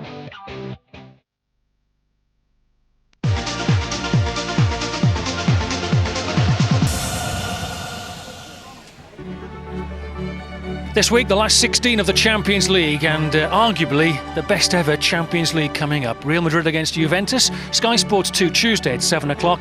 PSV against Monaco, Sky Sports Extra, all from 7 o'clock on Tuesday. And on Wednesday, Barcelona against Chelsea on Sky Sports 2. Manchester United against AC Milan on Sky Sports Extra.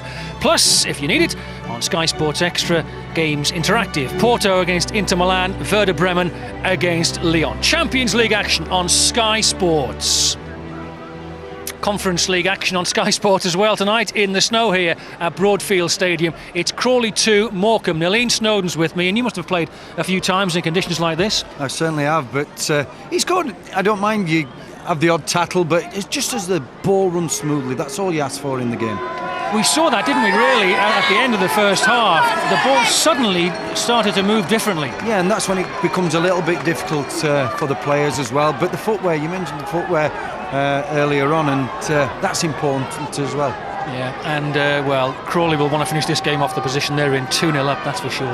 Yeah, they certainly will. They've got a good lead, and I'm sure Francis Vines has said, look, we're in a great position, let's keep it going, boys, and by the end of the evening, we're in second place. Well, they're known as the Red Devils, Crawley, and they're certainly hot tonight in these conditions. 2 goals up, and let's rejoin our commentators and get the thoughts of Ian Snowden at the end of the game, of course. It's Clive Walker again and Kevin Keatings. Thanks, George. We can see the ball. Just looking at the lines. Look at that halfway line. That's not too distinctive, is it? But that orange ball was very much needed tonight down here in West Sussex, where the snow is falling very heavily. It's a little lighter now. As for Morecambe, only Barnet have lost fewer away games in the conference this season, and they're well capable of coming back from this deficit in the second half. No changes in personnel, by the way, from the 22 that started. At Crawley Town, it's worth noting, have conceded only 10 goals at home in the league all season. I think from what we've seen in the first half of Morecambe as well, Kevin, quite capable of opening up the Crawley defence and get back into this game. So, you know, I think Jim Harvey will still have some heart, and obviously had to lift the players from the half-time interval. This is Hunter. Now Elam.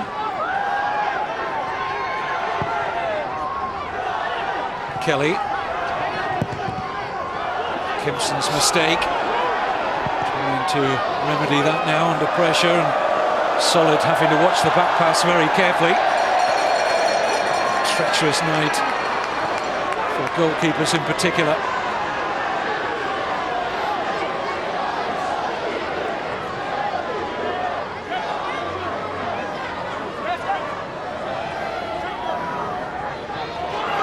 Work for Bentley. Crawley with the early second half initiative. Francis Vines, I'm sure, would have sent his players out and said, look, let's get an early third goal, and then maybe we can just relax a little bit. And that 3-goal cushion, nicely controlled by Hunter. Kelly. Carlton wanting it to feet. And fouled by Hankin. I think he was just trying to get in front there, Hankin, in front of Carlton, trying to win the ball. The pass through just caught him on the back of the heel. Important there, we saw Jimmy Kelly get hold of the ball. Hunter's ball, Carlton quickly onto that. Just couldn't do much with it in the end. I was just thinking before that free kick that this boy Danny Carlton, his pace could be a real problem for Crawley on this surface in the second half. They'll be looking to get him into space. Well, they will. Very sharp over 15-20 yards. We saw there, gets himself in good positions. Ball in not so good. If they can find him in those areas in between defenders, could prove good for Morecambe. This is Perkins. Plowing a furrow down the middle there, the Morecambe left back. Blackburn's pass asking way too much of Thompson. Sloppy by Chris Blackburn, usually so much better on the ball than that. Jim Harvey will want the players like Blackburn to be delivering some goods in the second period.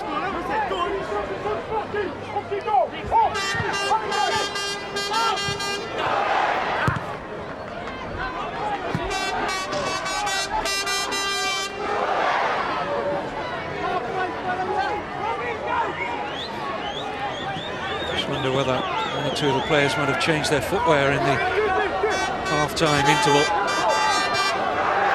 Certainly need the right studs on out here. This is Kempson under heavy pressure from McDonald. He's been a bit fortunate there, is Kempson. He's a little bit lucky there. Charlie McDonald closed him down. A little bit of luck there, McDonald would have been through.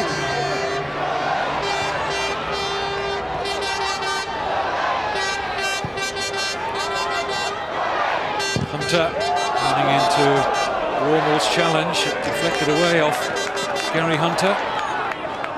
Simon Warmel, who really is the heartbeat of this Crawley Town side, so much of their play goes through him. His excellent range of passing. You've got to feel as well he's bossed in the first half. Important that Jimmy Kelly, Gary Hunter tried to take control more of that midfield area. Here's Warmel again.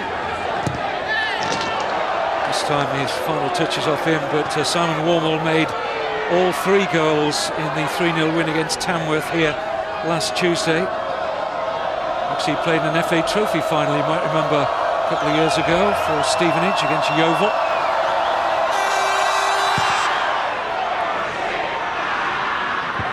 Armstrong's header, it's a good one. Kelly driving that one forward, cut out by Hankin. Now Judge. Tate pushed by Kempson. I've not seen too much of Alan Tate tonight, but he has been full of runnings, as has his strike partner Charlie McDonald. They've got some good movement up front, Crawley.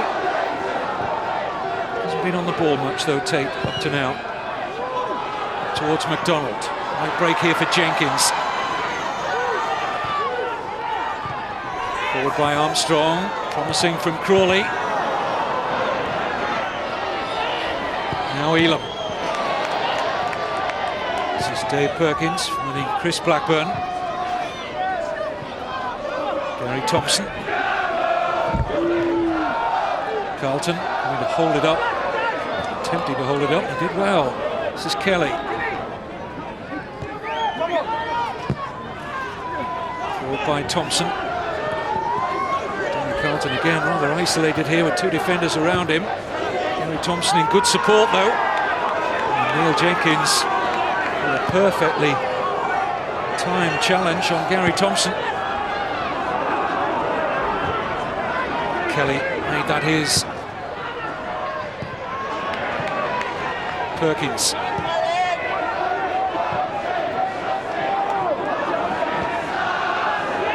This is Paul Armstrong, given away to Hunter.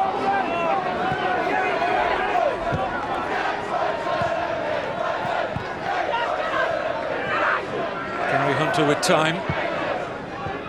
Twist, just couldn't get a foot there. Armstrong with the important slide to deny Michael Twist. A little bit of space there as well from Morecambe. Layoff by Carlton was a little bit poor.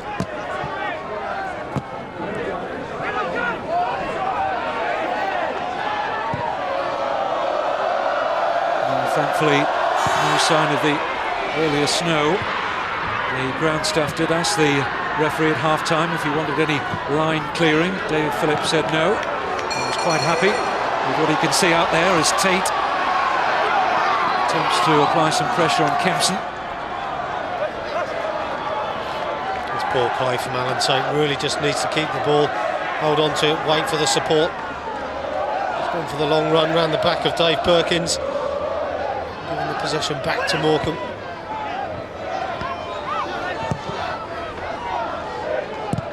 Forward by Watkins. Kelly. Now Thompson.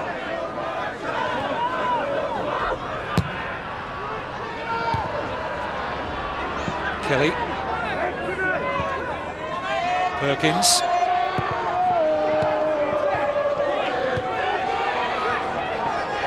Fair amount of Morecambe possession. Can it take them into an area where they can trouble Crawley Town? Dave Perkins trying to do just that now. Attacking Judge. One touch too many there, Dave Perkins. Tate took that down beautifully. Warmel. well he picks out those passes. Charlie McDonald. It's out of play. It'll be a throw to Morecambe. Simon Wormel's pass has been fantastic to watch tonight, Kevin. We talked at the beginning of the show between him and Jimmy Kelly.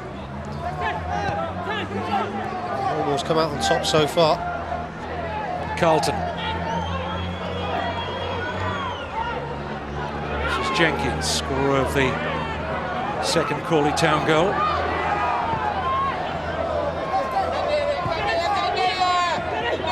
Forward by Judge.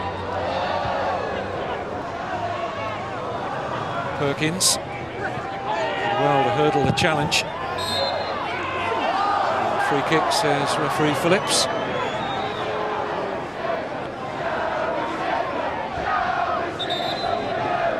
Well, having more of the ball, Morecambe, but they aren't creating any chances of note so far in the second half.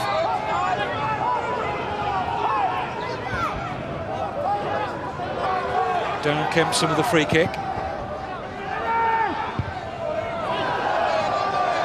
McDonald looks early for Tate. Good cover from Blackburn.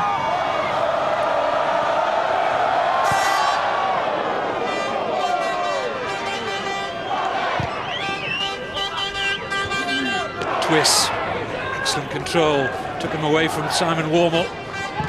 Gary Hunter breaks the challenge. A shot straight at the grateful Phil Smith. That looks positive from Gary Hunter. Well, he's done well here. Michael Twiss, we haven't seen a lot of him, but he's gone through a couple of challenges there. Gary Hunter doing well to win the ball, but the shot was weak. Straight at Solid, easy for him in the end. On his left foot, maybe the chip was on if he'd have got his head up. Solid doing well. At the moment, Crawley Town have got a problem for Simon Wormel. Gives us an opportunity to tell you about the football that's coming up this week on Sky Sports. Champions League is back. Sky Sports 2-7, Real Madrid against Juventus, same time. And different channels, Sky Sports Extra, PSV Eindhoven against Monaco. And on Wednesday, Barcelona against Chelsea. We start at 6, Sky Sports 2. Sky Sports Extra, you can see Manchester United Milan and a choice of 2 other live matches on our extra active service.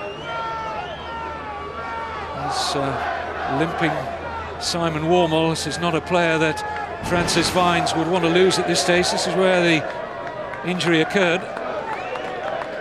It looks like he's kicked the bottom of Michael Twiss's boot. It's painful when you've got cold feet.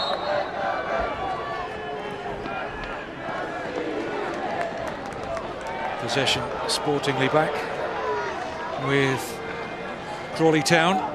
Well, they miss Simon Wormel if he's injured and can't continue, but it's been a positive figure in the side for Crawley so far. Miss his array of passes, but we'll have to wait and see if he's able to come back. Walking a little bit gingerly down the touchline at the moment. Yeah, they're going to make a switch. Crawley are going to replace Wormel imminently. It looked like a foul on Elam by Robinson, who is clearly upset at the decision and might talk his way into the referee's book here. I think he already has. I think he's suggesting that he took the ball first and the player second. Let's have another look at this.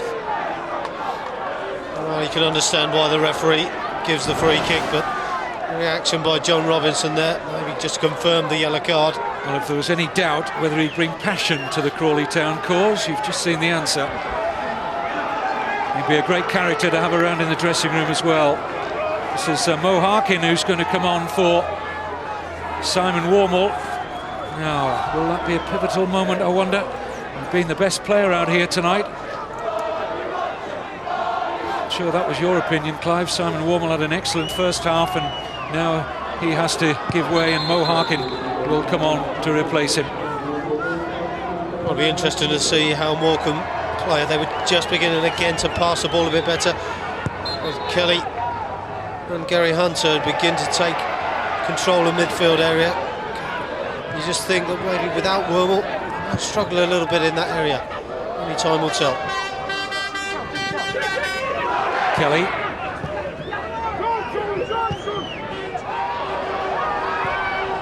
Kempson. Jimmy Kelly's pass is quickly seen by Armstrong.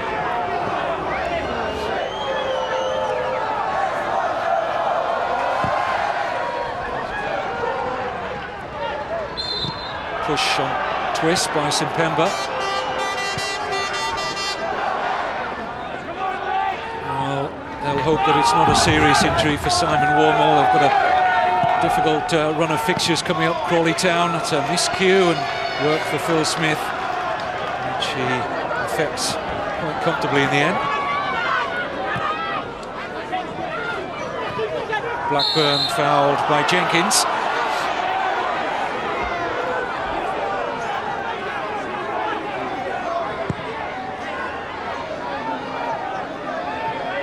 Jimmy Kelly will take charge of the free kick.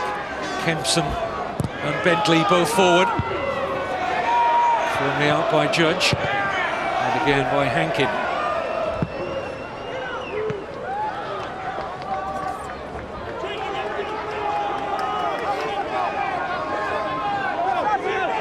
Perkins looking for some movement here as we tick up to the hour mark at the Broadfield Stadium. Crawley Town still with the advantage they had at half-time, thanks to those first half goals from John Robinson and Neil Jenkins. There was a coming together there involving Jimmy Kelly. The referee's going to reach for his notebook here. Kelly has a reputation for liking a tackle. The ball was there to be attacked. The referee clearly saw it as worthy of a card. Well, I think Jimmy Kelly, first viewing, he was a little bit slow in getting there, a little bit late. And I think in these conditions sometimes you get given the benefit of the doubt, but not this time for Jimmy Kelly. Card to match his shirt. Must be like having a new player though for Jim Harvey, having Jimmy Kelly back.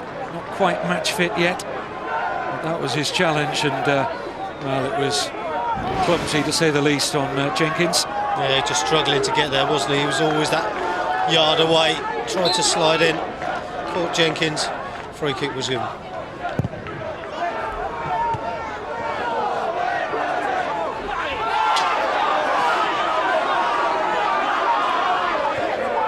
Hunter. Robinson did well. Hunter trying to bite back at him. And John Robinson has already been booked and doesn't need to react. He's got to be careful, hasn't he? I mean, it is a foul. The referee feels it's going to be a yellow card as well. I'm not too sure if this is a yellow card. I would suggest it was a foul. I think John Robinson has done very, very well, turned the player the wrong way and trying to get away. Just looking at it there, Gary Hunter really just missed the ball as he tried to make the challenge. Referee judges it to be worthy of a yellow card, but John Robinson there has been booked already. He's got to be careful with his reaction. So the 20-year-old Gary Hunter becomes the third in the book. Always been a fiery character. John Robinson plays with great passion. And he too now is limping as Jenkins delivers the free kick. Oh, where is the limp gone? As Robinson chases across to attack Perkins. That was a miraculous recovery. I think what managers say, if you've got a knock like that, Kevin, you run it off. I think that's what he's just done there. Crawley manager Francis Vines knows that there's a half a dozen really important games coming up. 5 of the next 6 matches for Crawley against playoff rivals, including trips to Barnet, Hereford and Dagenham and Redbridge. And by the end of March, this man will have a good indication whether Crawley can stay the distance. The only part-time club in the top 13 in the conference. Well, it's a great feat in conference football now. They talk about the difference between full-time and part-time and how difficult it is for part-time teams to get up near the top and actually stay there. So a big test for Francis Vines and his team coming up. Can he stay there? This is Kelly in for the run of twists. Cool defending from Judge. Armstrong forward, looking for McDonald. Well watched by Bentley.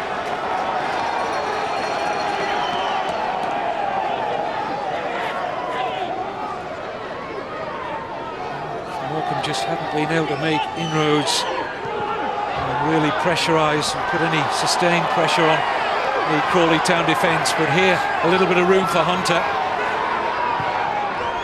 Pitch rather beat him there.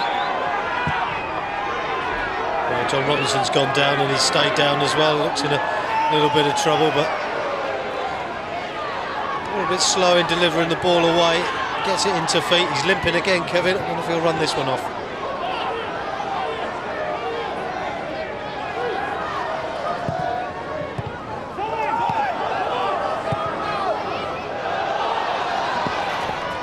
One will beat the run of Charlie McDonald.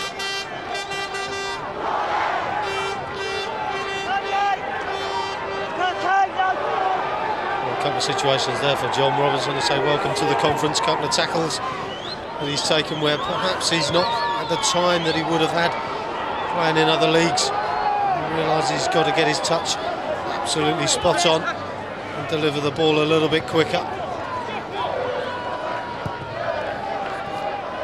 Kelly. Touch there from Tate. This is McDonald. Robinson unmarked in the middle at the moment. But this is Charlie McDonald. Lost his foot in at the crucial moment. That's a decent ball though. Hankin. And here's McDonald. And Bentley just got there in the nick of time. The Morecambe skipper. What an important interception that was.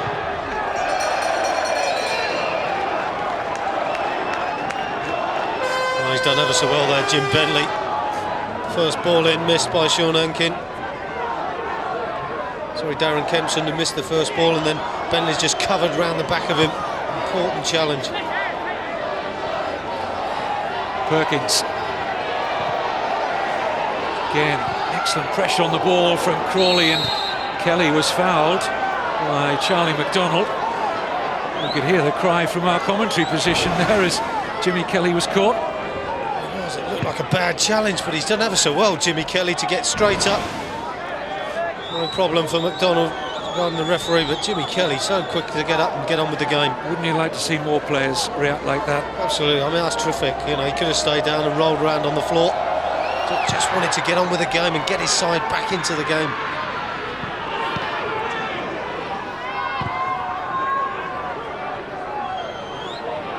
Tate.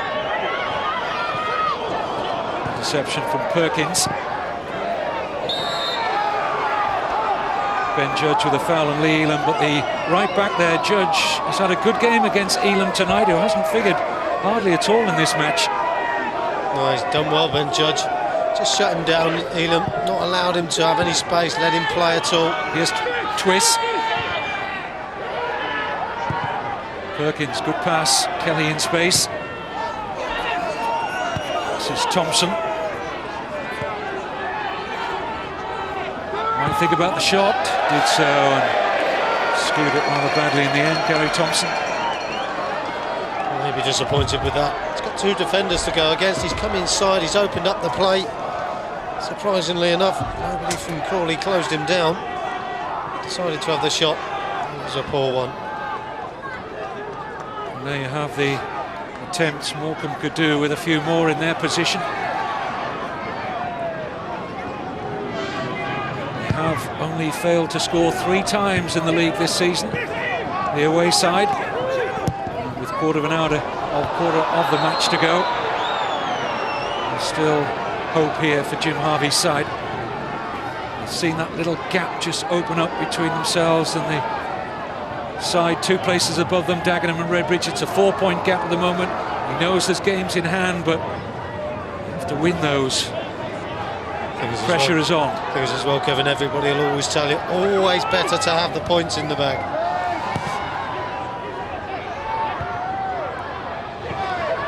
McDonald. Parkin will stretch for that. Managed to send the ball deep inside the Morecambe half. really pick out a teammate.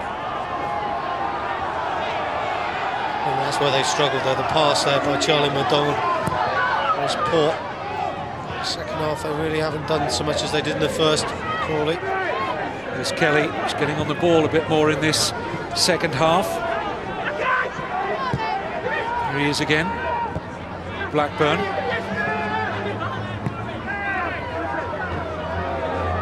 Now Neil Jenkins.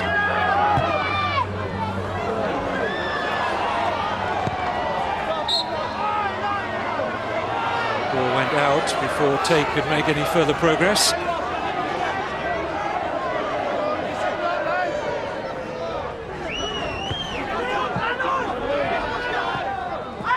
Hankin a little slow as Carlton niggled away at him, says Simpemba. Hankin again.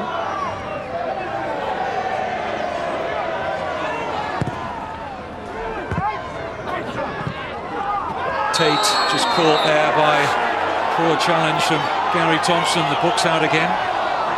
This is a bad challenge by Thompson. Right in front of us. Referee absolutely spot on.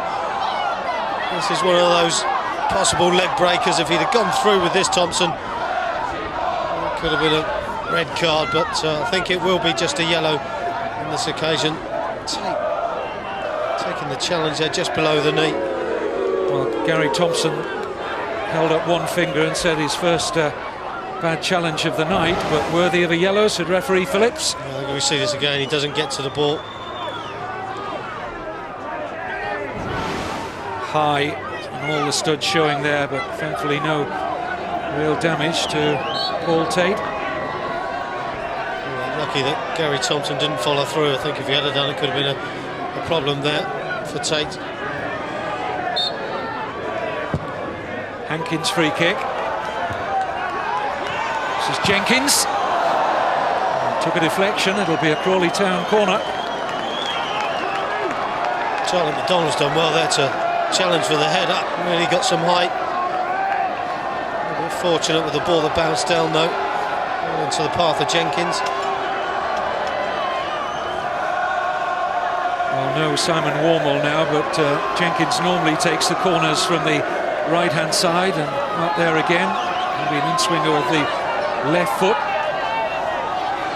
Simpemba and Watkins, two defenders forward for this. And Solid was fouled there by young Robert Watkins.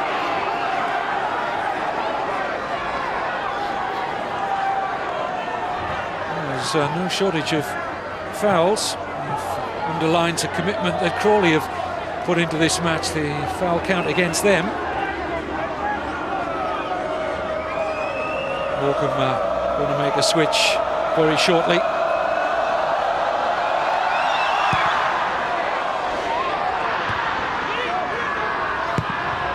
Forward by Judge. Hunter, pressure on the ball again there from Robinson.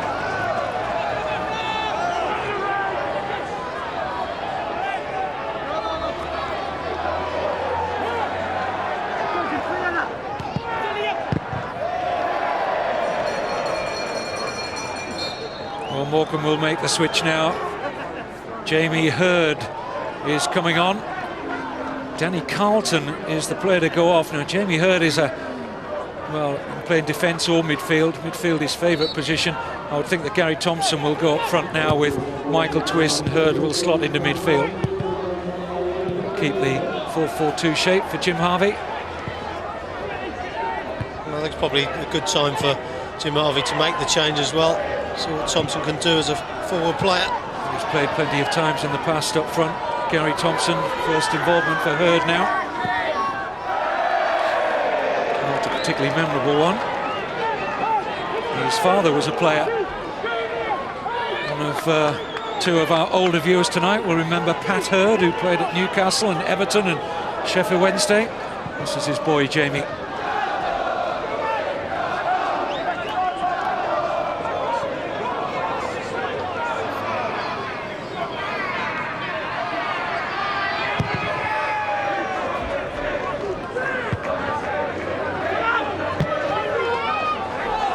forward by Hankin. McDonald chasing, but he was offside. He's been full of running tonight, though. Charlie McDonald.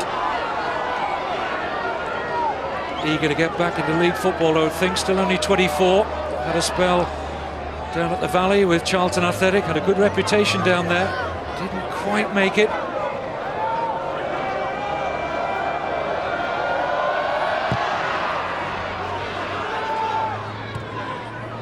Kelly. Hurd. Battled well for that, Jamie Hurd. This is Jimmy Kelly. Kempson.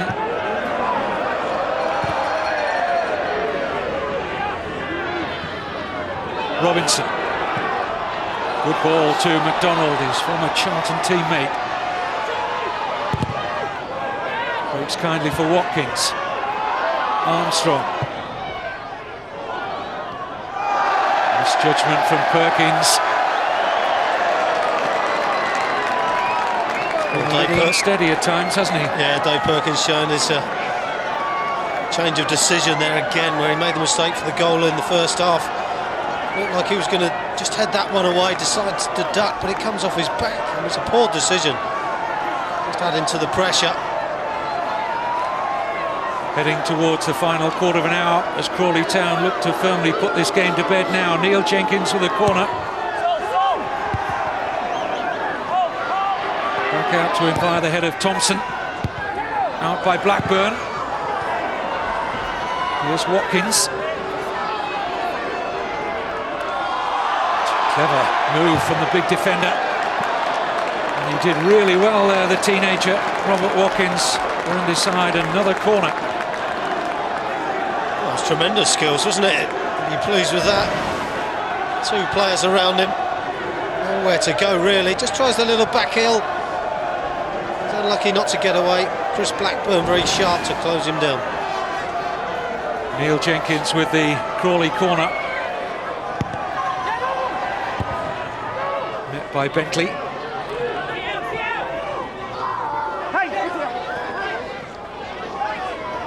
They're well organised, Crawley Town, full of commitment. I think we've seen evidence tonight on why they've got the best home record in the conference this season. If they hang on to what they've got, it'll be a 12th win out of 16 home league games this season. Just that one defeat against Barnet.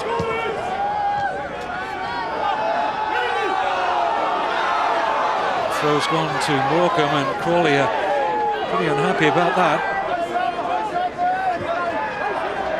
They need to find themselves a lifeline from somewhere, Morecambe, just to give the last 15 minutes or so of this game a bit of a lift for them, if they've got any chance of getting back in. I've seen too much of Michael Twiss in this second half.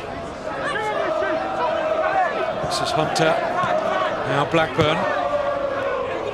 Thompson, could be a good pass, he's onto this first here, Gary Thompson. Good support run from Gary Hunter, but the ball eluded him. This is Armstrong. Goal scoring opportunities have been at a premium in this second half. There's been no little endeavour out here on a difficult pitch. This is Kelly. Perkins. Jimmy Kelly again. He's turning into trouble here in the shape of Alan Tate. Kempson trying to eat up the ground here. McDonald with a good shoulder charge on him. Charlie McDonald. He's done really well to hold it up. Parkin. Away by Bentley. This is Robinson. And now Elam. Hunter. Snow begins to fall again at the Broadfield Stadium. This is Gary Thompson. Terrific ball in and a goal! Brilliantly put away by Michael Twiss. And that gives Morecambe a real platform to build on now. Super goal. Nice work again from midfield, hasn't it? Good pass by Hunter. And a good run by Gary Thompson. This is where John Robinson loses possession on the edge of the box. Elam doing well. The flick forward for Gary Hunter, and that's a good pass. into the path of Gary Thompson, but this is a terrific ball across the face. Well, who do you want coming in at the back post but Michael Twiss, top goal scorer for Morecambe. Good finish. Sets it up well, Kevin. We said it a few moments ago. Now then, can Morecambe build on that? Forward by Perkins.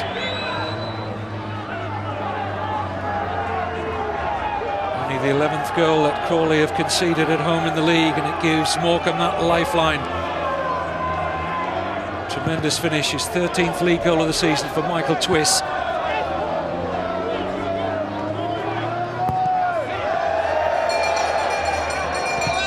Well, it came, Kevin, as well from the passing that we talked about before from midfield. Tim Harvey does like his teams to pass the ball. Some good stuff through midfield. Perkins just caught there by Judge. And Crawley suddenly very much on the back foot. He's going to get a yellow card for this, Ben Judge. I think he's a little bit unfortunate.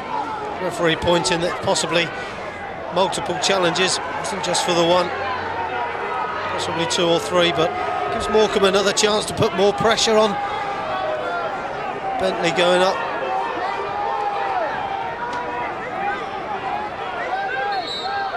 Half a dozen yellow shirts on the edge of that Crawley penalty area. One of them is Elam. It's going to fall here for Perkins, is it? Lee Elam again. Gary Hunter's ball forward. Twist not given room to turn. This is Blackburn. Blizzard-like conditions again. Down here in West Sussex, where there's very much a game on, Clive, in the last 10 minutes. Yeah, you've got to feel that Morecambe now putting the pressure on Crawley. You've got half a chance. They needed a goal to get back in. 10 minutes to go. The snow falling, anything could happen. Just needs one mistake. Push there by Kempson. And that goal is going to bring about a change for Crawley. Francis Vines just wanting to replace striker Alan Tate.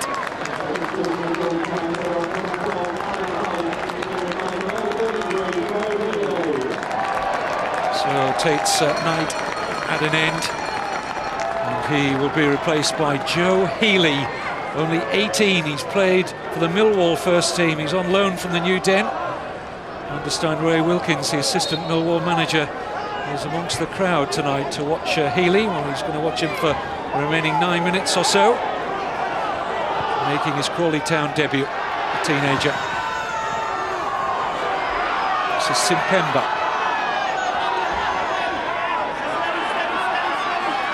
Two skippers side by side. Simpemba not in any great hurry to get it out of that corner. Armstrong. Header out from Kempson. This is Robinson. Now Ben Judge. Healy giving game chase.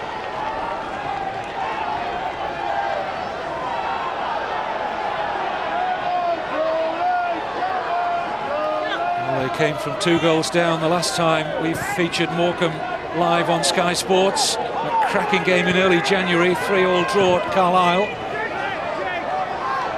Can they do it again?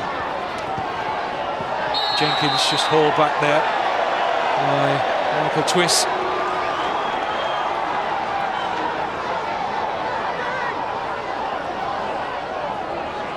Crawley will take their time over the free kick, I'm sure, here. Robinson will take charge.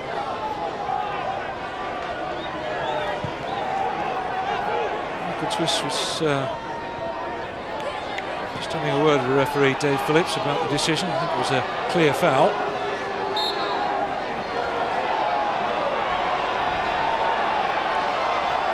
Robinson's delivery. Header from Blackburn. And again Chris Blackburn. Foul by Robinson.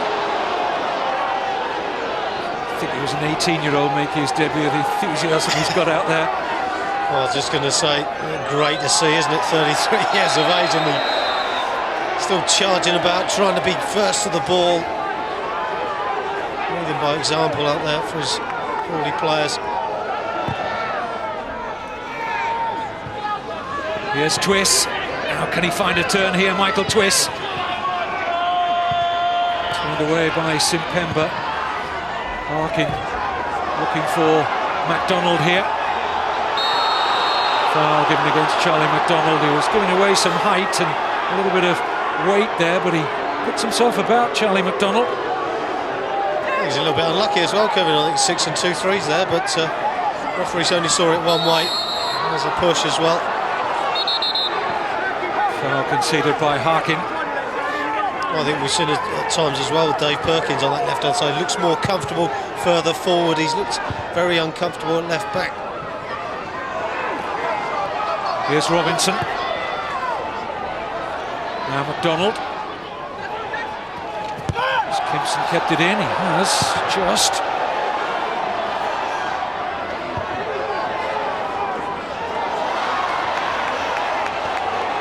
John Robinson. Healy offside. Actually played for Millwall against Liverpool in the Carling Cup back in October. Joe Healy in the 18. Yeah, just went a little bit too early there. Substitutes coming on, they want to get involved in the game. Just gone that half a yard too early, a little bit unfortunate. Well, picture postcard stuff here at the Broadfield Stadium. The snow is as heavy as it's been all evening now.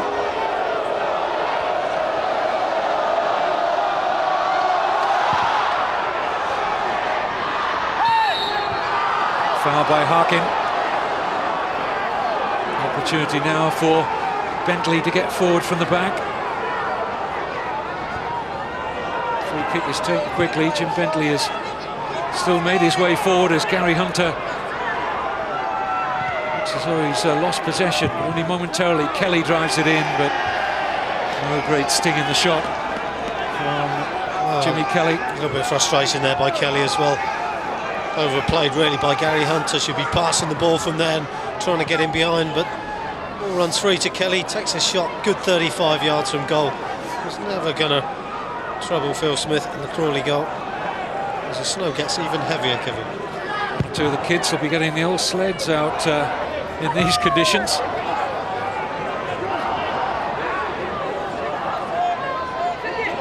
I think it's Kelly on the ball. It's difficult to spot the players out there now. This is MacDonald. Jenkins calling for it and unmarked at the moment. This is Neil Jenkins.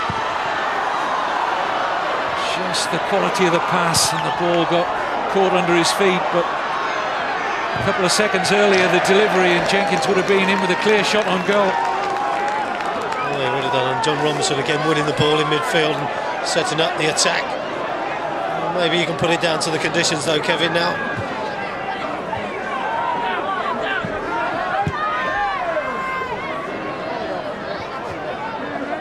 Here's MacDonald, and now Kelly.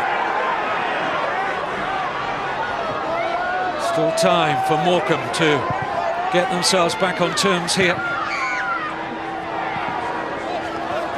Perkins will be particularly keen for that to happen after gifting Neil Jenkins the second Crawley Town goal. This is Elam.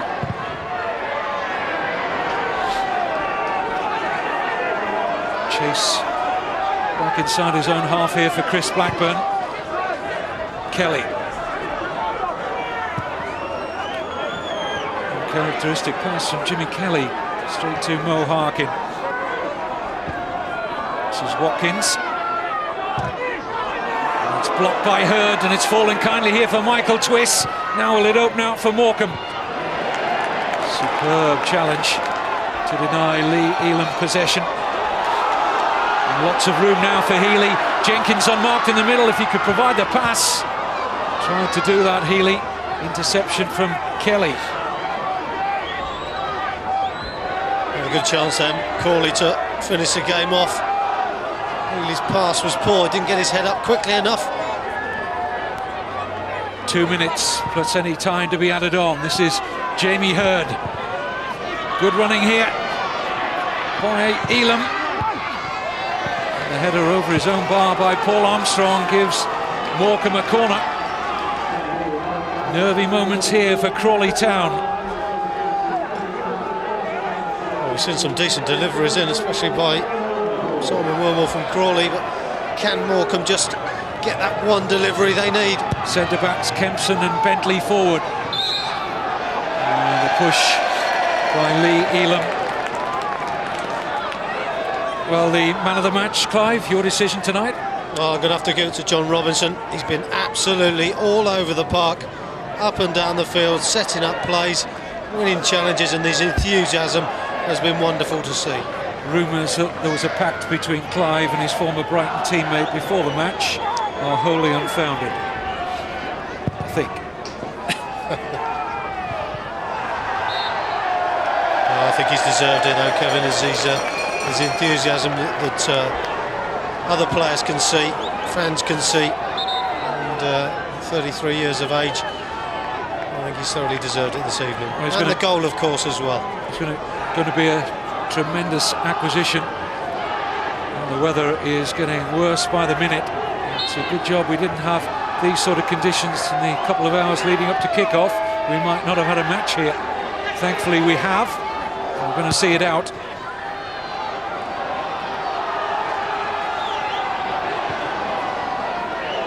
Thompson.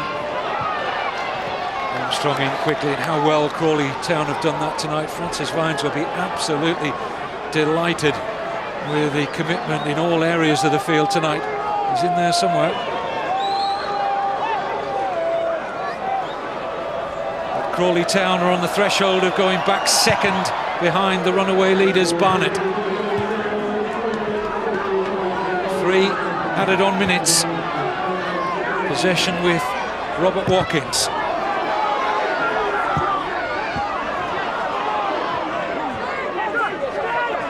Jenkins.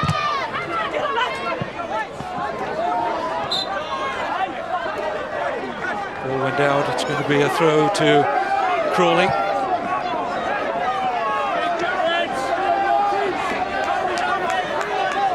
No haste here for Watkins.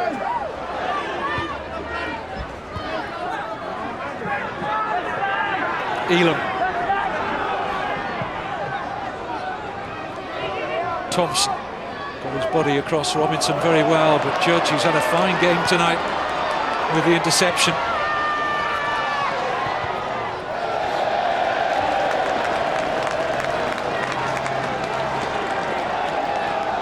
Well, next up for Morecambe is an FA Trophy 5th round tie at Burton Albion on Saturday, which is another league game that they'll be missing just when they need to play catch-up. But this is the first of 7 successive conference games that Jim Harvey's side will play against promotion rivals. It's a crucial phase of the campaign for all the playoff aspirants. Donald. He's done well there, Charlie. Just eating up the minutes, eating up the seconds. He's worked so hard, hasn't he? He has. He's worked very, very hard, and he's looked to do some player as well this evening. Things have worked well for him. Intelligent player as well. Obstruction, I think, given in the end against Robinson. We're into the last minute. Twiss turning nicely away from Hankin. Michael Twiss. Terrific run. This is Lee Elam. Can he dig out a cross? And he's digged out a pass for Perkins. So what a shame Lee Elam didn't put that ball in, Kevin. He knows it's late in the game. He's got half a yard. He's come back onto his right foot, but he wants to do more. And here goes the veteran, the man of the match, Robinson. Still pumping those 33-year-old legs forward. Crawley are almost there. And the free kick. And that plays right into the hands of Crawley. Well, if there's any doubt about the fitness of John Robinson, there is no doubt at all that he's kept himself very fit out with the New York Metro Stars recently, and now adding all that experience to the Crawley Town Promotion Challenge. And it is gathering momentum because they have won this match by 2-1. A goal for John Robinson. 16 years after his last one, Neil Jenkins, when Morecambe were bearing gifts via Dave Perkins, added the second. 2-0 at half-time. Francis Vine saw his side pegged back with that late goal for Michael Twist, but it wasn't enough for Morecambe. Twist getting his 17th goal of the season. But in the end, they go down to their 4th away defeat of the campaign. And life is still sweet for Francis Vines and Crawley. They've won this conference match in the snow by 2-1. Thanks to Kevin Keatings and to Clive Walker. I think we just finished that match in time. And Crawley, just in time. Second in the table. I think it might be warmer in Madrid. Real Madrid against Juventus on Tuesday at 7 o'clock, Sky Sports 2. PSV against Monaco, Sky Sports Extra. Champions League action on Tuesday at 7 o'clock, the last 16. And look at Wednesday, 6 o'clock, Barcelona against Chelsea, Sky Sports 2. Manchester United against AC Milan, Sky Sports Extra. Plus, interactive, 2 other games on Sky Sports Extra. Porto against Inter Milan, Werder Bremen against Lyon, live.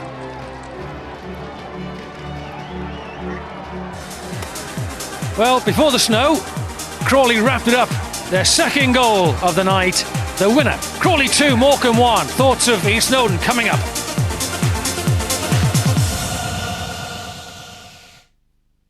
The 77th Academy Awards on Sky with very irresistible Givenchy. The stage is set. The cameras are rolling. But who will get the starring role? And the Oscar goes to... Join Sharon Osbourne and ceremony host Chris Rock. If you need tickets, don't call me. For full live coverage on Sky Movies with a special preview on Sky One. The 77th Annual Academy Awards, Sunday night, 1 a.m, live on Sky. To the airport, quickly. No problem. To the airport. To the airport. Eh? Airport. Are you sure? Don't worry, there is no sugar.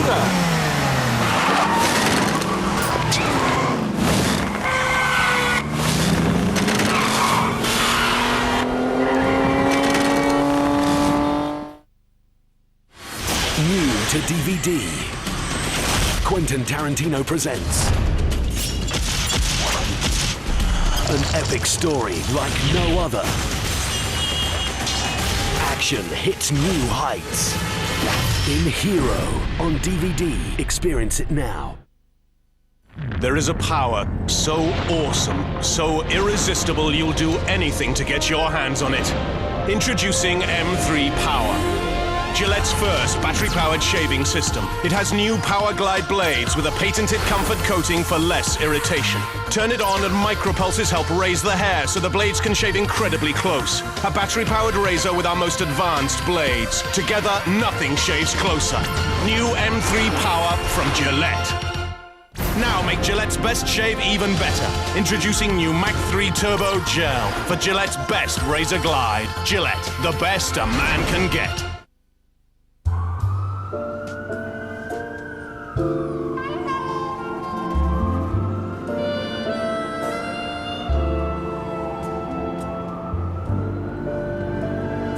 Good night.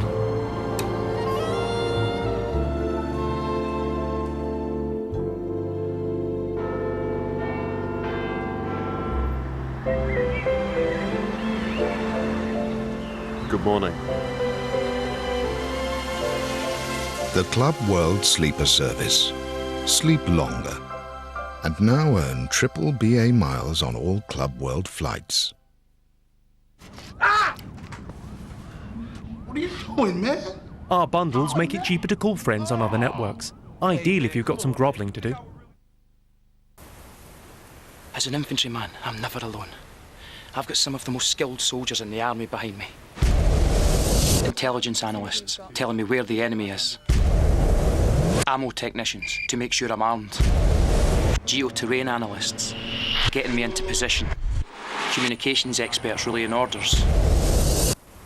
Without them, I'd be on my own.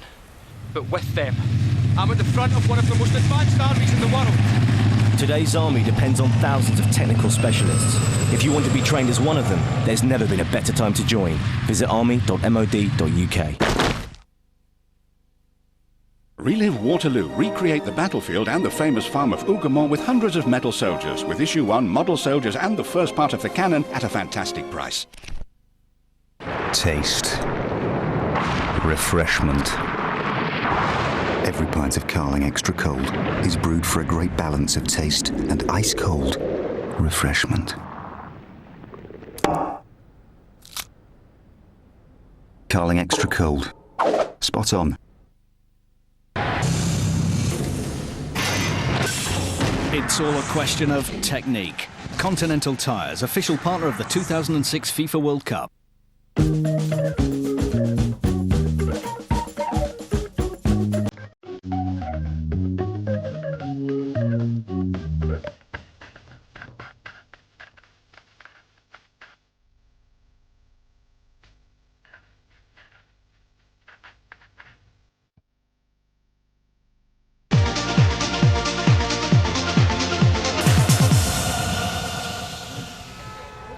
Broadfield Stadium, a very white Broadfield Stadium. It finished Crawley 2, Morecambe 1. Crawley part-timers, the only part-timers in the top half of the table, go second with 51 points. Morecambe still not out of it. They have games in hand still on 42 points in 13th position. The man of the match for Crawley is John Robinson on his second debut for the club, and he's alongside the other goal scorer, Neil Jenkins. They're both talking to Johnny Phillips. John, as debuts go, that's not a bad one, is it?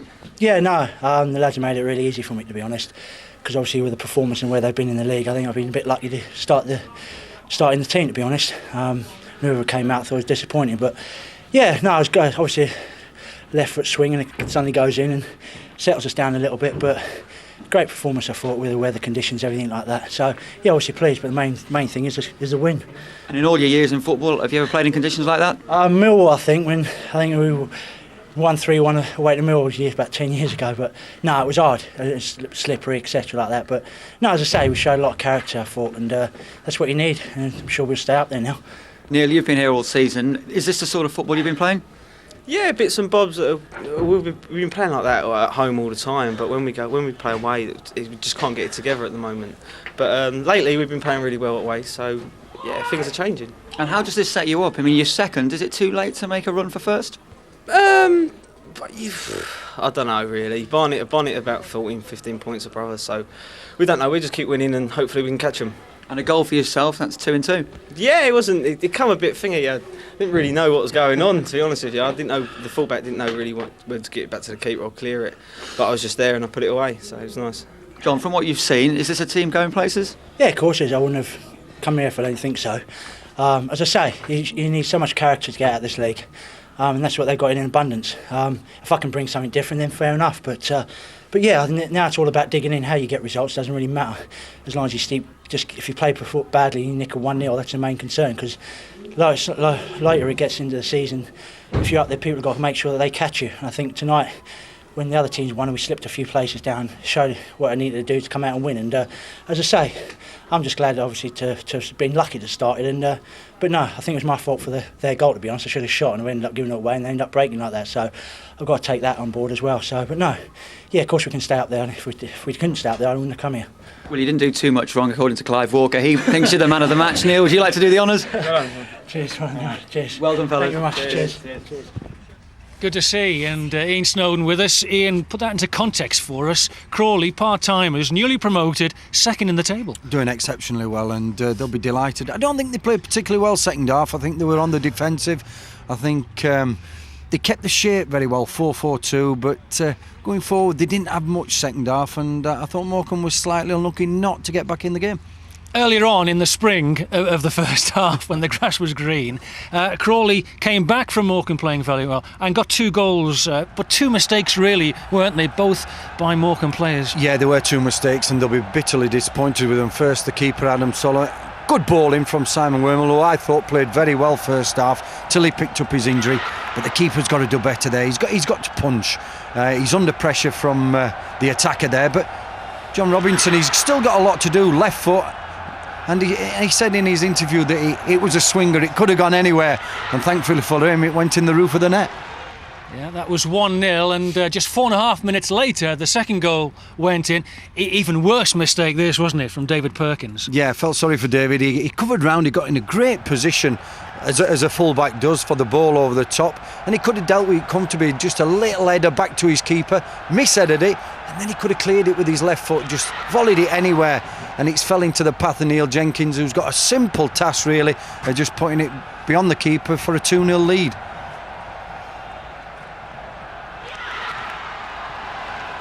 Had to take it well though, even though it was set up for him. Yeah, he did, but I don't think he'll get many chances like this throughout the season again, and David Perkins will be bitterly disappointed that he didn't clear his lines there. As you said, Morecambe could come back, and they did try, and they got back to 2-1, but I'm sure Francis Vines is really pleased about that. The Crawley manager now speaking to Johnny Phillips.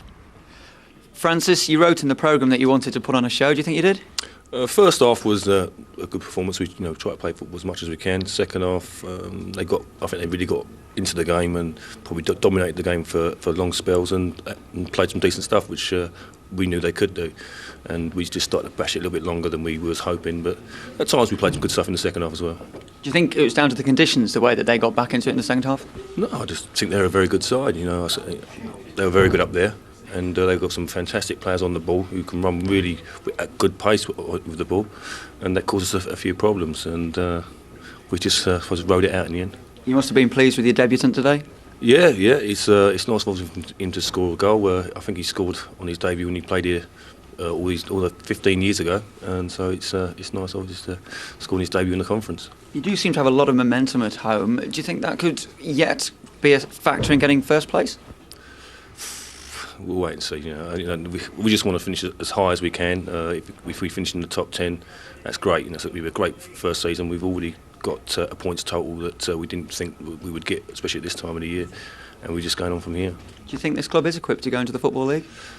You better ask the people behind the scenes. I think they know the finances of the club a lot better than I do. It would be quite expensive for us to go full time, but we wait and see. Well done today. Thanks for talking to us. Cheers. Pleasure.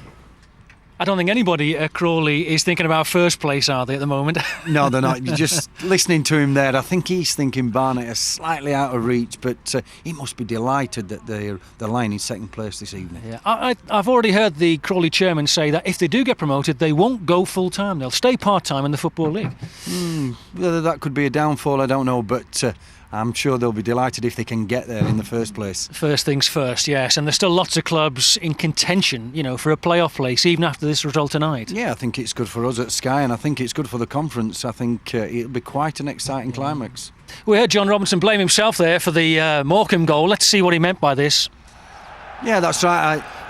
I said that at the beginning. He's tried a little 1-2 into Charlie McDonald there. He's get it away, and then all of a sudden they've played quite well, Morecambe, second half, and they've kept the ball. Gary Hunter here plays a good ball in behind, or just down the side for Gary Thompson, and that's the first time really all evening that they've got behind the Crawley defence. And Michael Twist, we hadn't really seen that great much of him during the game, and he's coming back post and put Morecambe back in the game with a goal. It's a terrific ball in there. Wasn't enough though, was it, in the end? They held on Crawley in the snow at Broadfield Stadium, and that's the double done by Crawley over Morecambe this season. It's embarrassing that for Morecambe, really, isn't it? And Jim Harvey, he's in there now having a go at his players, and quite rightly too, I suppose. Yeah, because he's seen second half. I think the two mistakes, as we said, in the first half have really summed the game up for Jimmy Harvey's team. But second half, they played particularly well, but never really created anything of note, really, to get the equaliser. We've seen John Robinson there get the man of the match. It could have gone to any other player as well in the Crawley team, or a few others anyway, because they played quite well, didn't they? And certainly in the end of the first half. But bringing a player like John Robinson in, what's that do to the rest of the dressing room? Yeah, it just shows that the lad who's played in the Premiership is willing to come down to conference level as well, which we know is a good level. And 33 years of age, he's still running about, as Clive said in commentary, his enthusiasm, and that'll surely rub off on the young lads. And Crawley have also brought in players on loan from Millwall and Fulham. They're picking up players, aren't they? Yeah, it's a good catchment area, and it's, as I said, the surface here, you don't mind coming. If you're a young lad coming on loan, you look at the surface, you look at the stadium, nice little stadium, and you don't mind learning your trade at clubs like this. It's a long trip back now for Morecambe, isn't it, to reflect on that? Yeah, it is. It's a hell of a long way back, and they'll be disappointed that they didn't go away with something. But the first half performance, I keep saying, George, that summed it up, really. Are they lacking anything in particular, Morecambe, from what you can see? No, not really. I think at times they play too much football, but I'm not going to criticise Jimmy Harvey for that, because I think that's the way the game should be played, and he loves playing that way, from the back into midfield and trying to get the strikers in behind the opposition defence. So I'm not going to criticise that. I like the way they play, but at times they might play just a little bit too much. Would Barnet be looking over their shoulders at all? Barnet will just be concerned about themselves. I think they've had a little blip, and they'll be saying, let's get back to winning ways, and we should go up as champions. They've lost their last two, Barnet, and but there's no one really. I mean, Crawley are back into second place now, fantastic for them. But Carlisle have fallen away, haven't they? Look at Carlisle, second place for many a month, and now dropped to 8th. Yeah, that's right. I'm quite surprised as well, because I really fancied Carlisle at the beginning of the season to probably go up as champions. But Accrington is on a little run as well. Produced a great performance the other day, and they're in contention. Yeah. Hopefully a little warmer in mainland Europe this week as we go into Champions League action. Fantastic last 16. Real Madrid against Juventus and PSV Eindhoven against Monaco on Sky Sports Extra. Tuesday at 7 o'clock, Champions League action there. And look at Wednesday. Barcelona against Chelsea, Sky Sports 2. Manchester United against Milan, Sky Sports Extra, both live. Plus live, interactive on Sky Sports Extra. Porto, the champions, against Inter Milan. And Werder Bremen against Lyon. Big thank you to Ian Snowden. Long trip back to Doncaster for you. You take care. I certainly will. I'll have my sledge out, George. The Red Devils go second, thanks to Red Robbo. Bye for now.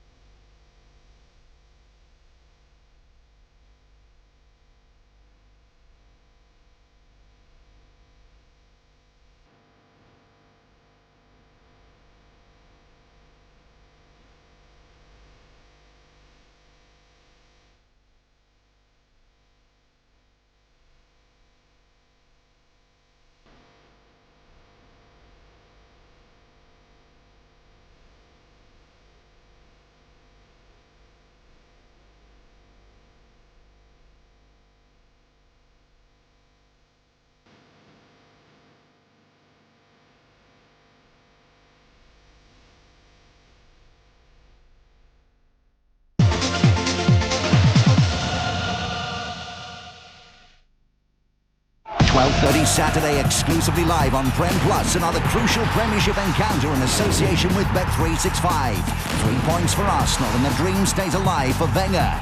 But 3 points for Arsenal could mean a relegation nightmare for Redknapp and Southampton. Failure is not an option. Sky Sports subscribers can order Saints v Arsenal for just £6. See channel 433 or call 08705 160 160.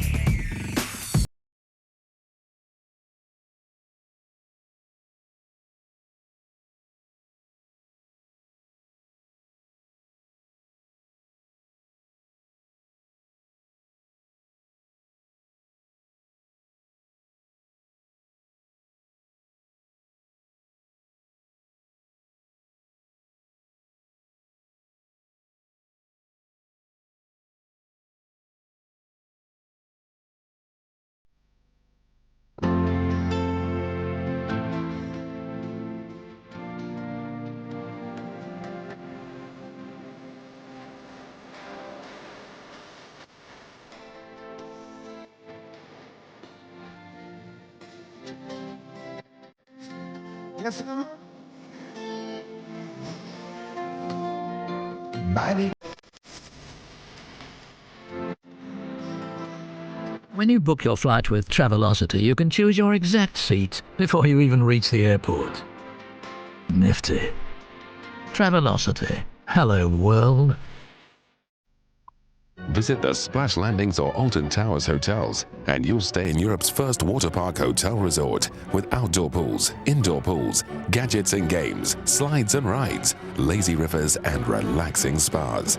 It's the perfect place for adults to unwind and children to go wild.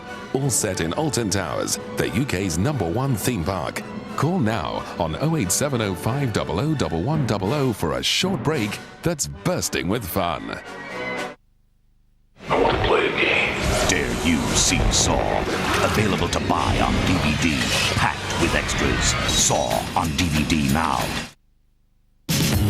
The Megane Rush with air conditioning and CD player from £9,995.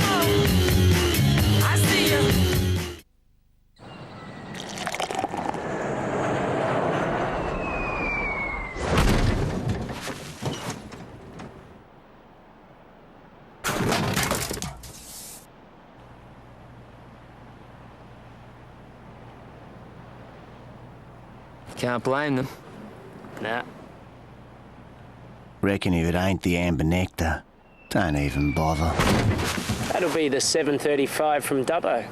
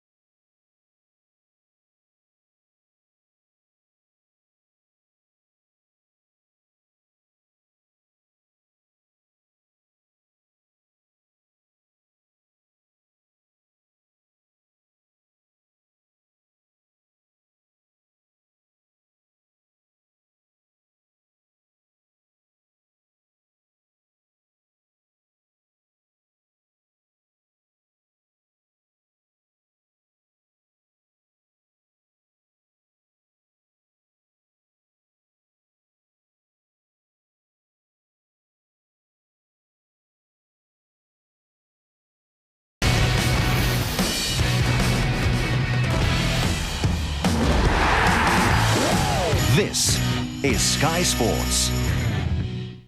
And a good strong wall protecting my fiver. Come on, come on.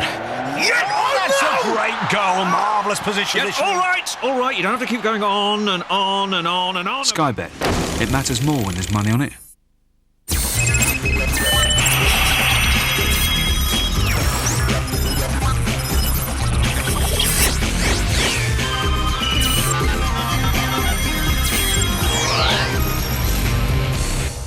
What a weekend and what a week to come with Arsenal, Chelsea, Liverpool and Manchester United in Champions League action. No quad for Chelsea, Wayne Bridge is out for the season, while the FA Cup draw could yet pair Brentford and Manchester United. Chris Waddle and Dave Besant are with us. Please give us a call. Patchy lot, Chelsea's quad chances wrecked by Kluivert as they lose Bridge to injury. Can they lift themselves for Barcelona on Wednesday? United through in the FA Cup and in top form too. The visit of AC Milan on Wednesday. No Shevchenko, but Ruud's back and could start. Ashley Cole a doubt for Arsenal in Munich with flu. Arsenal's got the big gunners out. Michael Ballack misses out for Bayern. No Gerrard, no Morientes, but Harry Kewell may return for Liverpool, who need a good result at home to Bayer Leverkusen at Anfield. Number to ring 09009 100 200 from the Republic of Ireland. It's 1550 718 728. You can email us at youron@skysports.com, or you can text you're on. That's all one word. Then you comment, then your name to 84401. Evening, guys. How are you? Hi, Rob. Great, yeah. Start with the FA Cup first. You're not in it. No, knocked out the weekend, and disappointed to be knocked out. But because it's always nice when you get a sequence of results, and although we played first division, we were still getting a nice little run of unbeaten games together. So we're out of that, and so now, as they say, we can concentrate on the league. The old line. We're talking about Champions League. We will do tonight. What year were you in the final? 91. With Marseille against Red Star Belgrade, as was? Voted worst final ever. It must have been that bad because I had 2 headers. So, it was one of them. We did try and attack, but Red Star played the game. And people forget, in the league they were playing in at the time, Yugoslavian league, they actually finished every league game if it was a draw on a penalty shootout. So they played for it. Was it something different? Was it something special? Was it something that you particularly enjoyed, the European experiences? Oh, brilliant. I had 3 years. The best? 3 years in the Champions League with Marseille, and we got the semis, the final. We got knocked out the second round. That's when we had a disaster in the third year when we should have won it that year, I thought. But it's great. You're playing against the Milans, and we went to Moscow and won 3-1 in Moscow in the semis. And some of the games and some of the teams you play, it's the best competition it is. I've got to ask you about Newcastle. We've had a lot of Newcastle fans on, giving Graham Souness in particular a lot of stick. I said last week that 2 results could maybe change things around, not just for their season, for the manager himself. You were away watching them in Holland, and they beat Chelsea, and things are a bit brighter. Great for the club. It's great with the fans. Hopefully they'll ease off a bit. I mean, I don't see why they're getting. I think it's more frustration than anything. People forget that Graham Souness, all right, wasn't number 1 choice to a lot of them, but. If the team had been winning, you wouldn't have changed the manager. You've got to remember that. And he's only been allowed to bring in 3 players in the transfer window. So, if it was a year on and they were still struggling and inconsistent, I could accept the moaning. Got 2 hats on, if you like, because we were with Laurie Sanchez and Jerry Armstrong yesterday. You're part of the Northern Ireland setup these days. Has it kicked in for you yet, the thought of playing England at Old Trafford? It is strange because now obviously I have to call, when I say we, I'm talking about Northern Ireland now. So, and it's strange obviously having play with Wadler at international level with England, so it's a massive game, for Northern Ireland. His accent's changed already. Yeah, I can tell. Yeah, have people started talking about it, or are you too focused on the Fulham thing at the moment? Well, I mean, I think from Northern Ireland's point of view, it's been the game everyone's been talking about as soon as the groups were made. But as far as it goes at club level, it's we haven't got no one at Northern Ireland at Fulham, so it's fairly low key at the moment. Loads to go out with the lads. If you want to come online and join us, your texts, your emails will do, and we'll do your calls, as many as we can between now and 11:30. Got an hour and a half tonight. David Cooper, you're on Sky Sports. Hello, David. Hi, Rob. Hi, David. What do you want to say? Basically, I just wanted to talk about my frustration really with Spurs. I'm a Spurs fan, and it seems that we're so inconsistent. We spend all this money on players. Sometimes we get good results, but most of the time, it's poor results. I mean, we lose to Palace, we lost to Charlton, Fulham, lost to Bolton twice, Portsmouth, and they're teams really we should be beating. We've got some good points against Liverpool, Chelsea and Man United. The Man United game, we should have won, and by the replay we did win, but obviously, you can't change that. And it just seems. He was going to say it just seems like it's inconsistent. Chris Waddle, your old club, Tottenham. From looking from the outside, it looks very positive for Tottenham at the moment, not least because they've got goal scorers coming out their ears. I think it's going to take a while. I think defensively, I still think they're a bit shaky. But he's just said there the teams who they actually lose to, and I'm not saying Fulham's about. If you're in the Premiership, you're a decent side. But the expectations are different. He said there they can take points off Man United. I think give Arsenal a very good game. Could have beat Arsenal. I remember the 5-4. But maybe when they played Palace and Fulham, the expectations of the Tottenham fans are, I will beat these. It's like in London. Fulham going to White Hart Lane, still a big scalp. I don't. Tottenham have always been a big club, always will be. But I think the talent he's signed recently, I think maybe next year we'll see the benefit of it. I don't think at this minute they're going to be hit and miss. Good chance that they finish in top 10, yes, if they can put a run together. But they are going to be inconsistent. Again, with Tottenham, it's another good cup bet. They've got hope. They'll beat Forest, I think, in a replay. Then they go to St James, which will be the tie it round for me. End-to-end stuff, which will suit Tottenham. But some of the talent he's signed, Reed's a good player. Dawson's obviously a future England centre-half. And Defoe you've got there. I mean, Miro's come in. 21. I mean, he's got some great talent here to play with. It's just going to be maybe another year before we see the benefits. You do get the sense he's signing Frank Arneson and Martin Jol together. A lot of young players. But it does look positive, doesn't it? we've got them Saturday at White Hart Lane, so hopefully it's positive to the future rather than the very, very near future.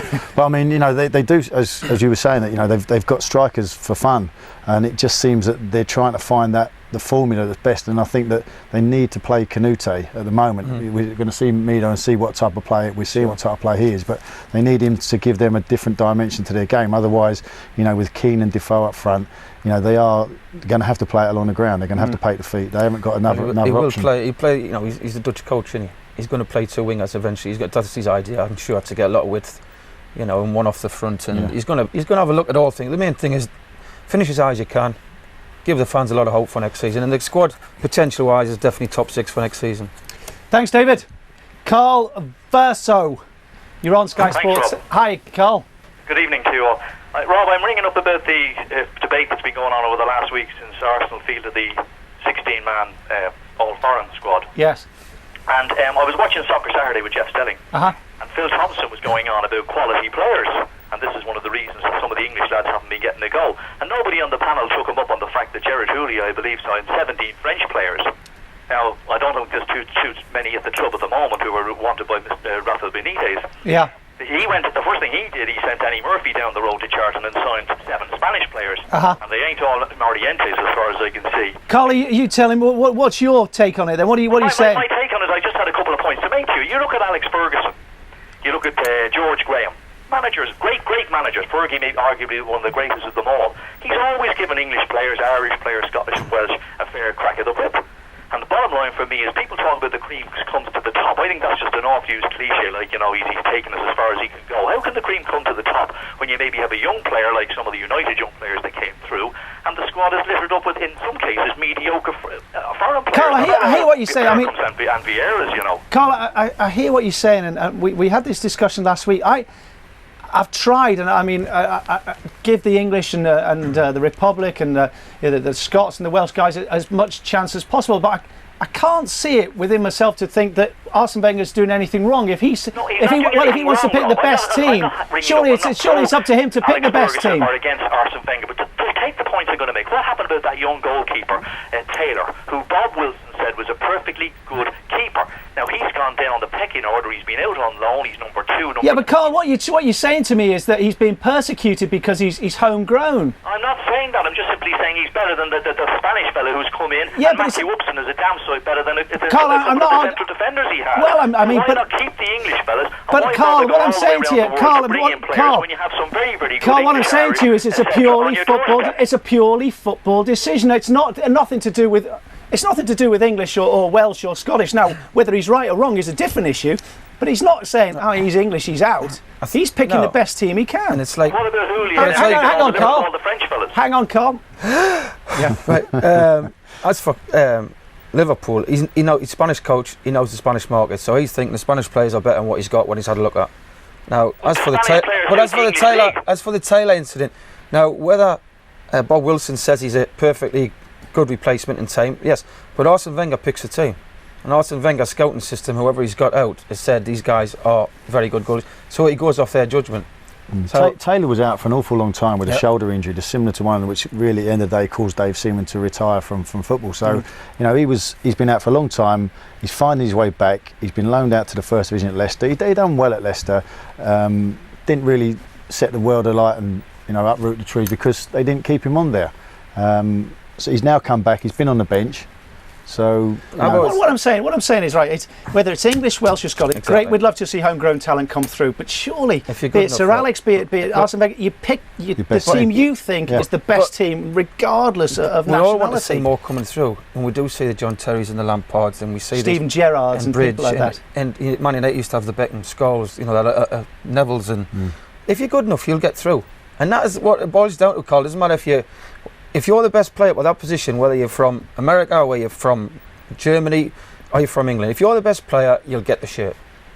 Carl, isn't that the bottom line? I mean, there's a lot of merit in what you're saying. Yeah, we'd all like to see homegrown players coming through, but surely the bottom line is if you're good enough, you get in. Maybe I'm just not getting across. There are homegrown players there, and we're being led to believe they're not. Yeah, but that's why people keep. I was listening to all the debates, and I have people people on my side. I mean, Alan Kirbysley was interviewed, Alvin Martin was interviewed. I heard them all over the weekend. I was listening to them. That's why I took notes of before I rang you. Yeah, and a lot of the managers and the people who I respect. George Graham was on Saturday morning, and he backed me up, and he said there's plenty of English players there, and he was always on for bringing a certain amount of them through. And you've only got to look at the backbone of that Arsenal squad, which they've never replaced. David Seaman and his mates, they were all English.